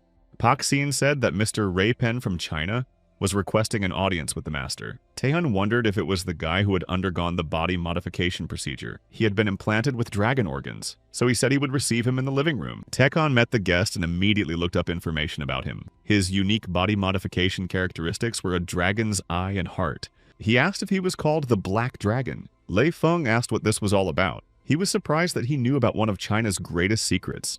So he asked how he could know about it, and if he wanted to stay alive, he should answer. Tekon was amused by his words. He asked how he felt about it, since insulting the king meant he deserved to die. Then Taehan's assistant from the demon world joined them. Lei Feng asked who he was. Catalan said that his name was not so insignificant that he could entrust it to someone like him. Then he grabbed him, and Tekon said that was enough, and that he didn't need to be destroyed. Catalan said that the king's order had been heard and accepted. Therefore, he let Raypen go. Tekon said he had a question and asked who the people were who modified his body. Meanwhile, Gandharva found the island and wondered if that was where it was, but there wasn't even a bridge to the island. To get there, you need to use a helicopter or a boat every time. He wanted to get there unnoticed, but it seemed there was no other choice. So he turned into a monster and wondered where to start. At this time, Tekon continued his conversation with Ray Pen. Ray Pen asked him where he got such top-secret information and who told him about it. Catalan pointed out that the king was the one asking the questions. But Raypen said he couldn't say anything. Tekon told Catalan to get the information himself. It seemed that another guest had arrived, and he had probably awakened. Catalan asked permission to meet him, but Tejon said he would meet him himself. He went outside and saw something from the body enhancement series flying towards him, but he wasn't sure about it. Gandharva landed, and Tejon said he was impressed. Gandharva asked if he was the S-class awakened one of Korea. Tejon told him to kneel and bow his head. If he did so, he would forgive him for his ignorance. Gandharva said that he didn't seem to understand the situation. He is the one who should kneel. Tehun said that it was very funny, and if that's what he thinks, then he should die here. Tekon cut off his leg, and Gandharva asked what was going on. Then he used reverse time travel and restored the leg. This surprised Tehun, and he said that it was impressive and asked where he got such power. He said that it was the power of that very person. Tekon looked through the information about him and saw question marks instead of the follower's name in the notes. He also has the characteristic of deification. He asked if it was his ability or if he had acquired it. He was curious about what kind of creature could temporarily grant divine power even to someone like him. It seemed that this battle would be more difficult than he had thought. Gandharva said that although he was stronger than he had expected, as long as that man's power was with him, he would not lose. After that, he used a sky-shattering blow. Tekon told him not to be rude and called him trash. Then he took his blow, destroying his arm, and told him to try that again. He would gladly smash everything to smithereens. Aaron said that the connection with Gandharva had been lost. She asked if he had gone to Korea. According to Chai Jinping, he wanted to meet that guy to compete. If the connection was lost, it meant that he had been defeated. So he was most likely already dead. Aaron said that his abilities allowed him to get out of any dangerous situation. He probably just broke his phone during the battle. The guy said that if he was able to defeat Gandharva, then that guy was really something. Knowing that guy, it's entirely possible, but some of them decided to drop the conversation about Gandharva and talk about Takona. He is awakened from the body enhancement category and does not seem to use any special weapons, but his physical abilities have reached the extreme level of development. With one blow, he destroyed a mountain and even destroyed a 6th level monster with one blow. Aaron was asked if she was joking, and she said that they were forgetting something. This time, they opened the gate in China. What came out of the gate was created by a creature, or more precisely, by that man. As Benjamin said before his death, the creature was connected to the open gate. Among those who awoke, only Tekon was present. They asked if she meant that the creature created by that person had been destroyed by Tekon. But how could he have done it alone? The leader said to think about it and find Gandharva. Before the next plan, they needed to find out everything about him. What powers he had, who his allies were, what items he used, everything, down to the smallest detail. Tekon continued his battle with Gandharva, and his opponent asked him to stop. Tekon asked what he was doing. He should immediately start regenerating his body. But it seemed that the effect of the divine ascension had ended. Gandharva became a normal human again. Tekon healed him and said they should continue their conversation. Catalan tried to talk to Raypen, and he didn't like his skin with the transplanted dragon scales. Raypen asked who he was and if he was some kind of monster. Catalan said that he was only allowed to speak in response to the king's questions.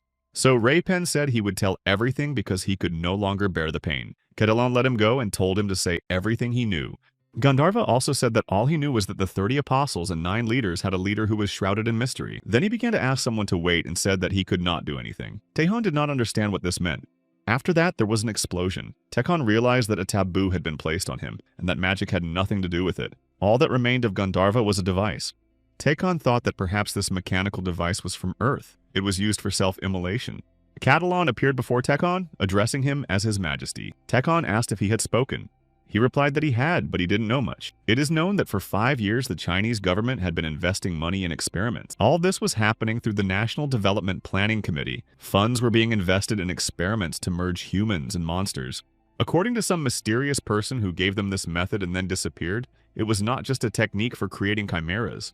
The same thing was done to his body. But in his case, it was a higher form of magic that only Gnostics could perform, even in the magical world. It was simply incomprehensible, and in this useless external world, there was still no one who had truly mastered the power of truth. Nevertheless, the influence extends to the heavenly world, the illusory world of the Asuras, as well as to the world of knowledge, the earthly boundaries, and even to his own magical world. Tekon turned to Cadelon and waited for his orders. He told him to investigate the person he had mentioned earlier, the one called Anna. Cadelon accepted the king's order. Tekon called the manager of the house named Gu Changsuk and told him to prepare a plane. He asked where to book the flight, and Tekon said that it looked like they would have to visit China again.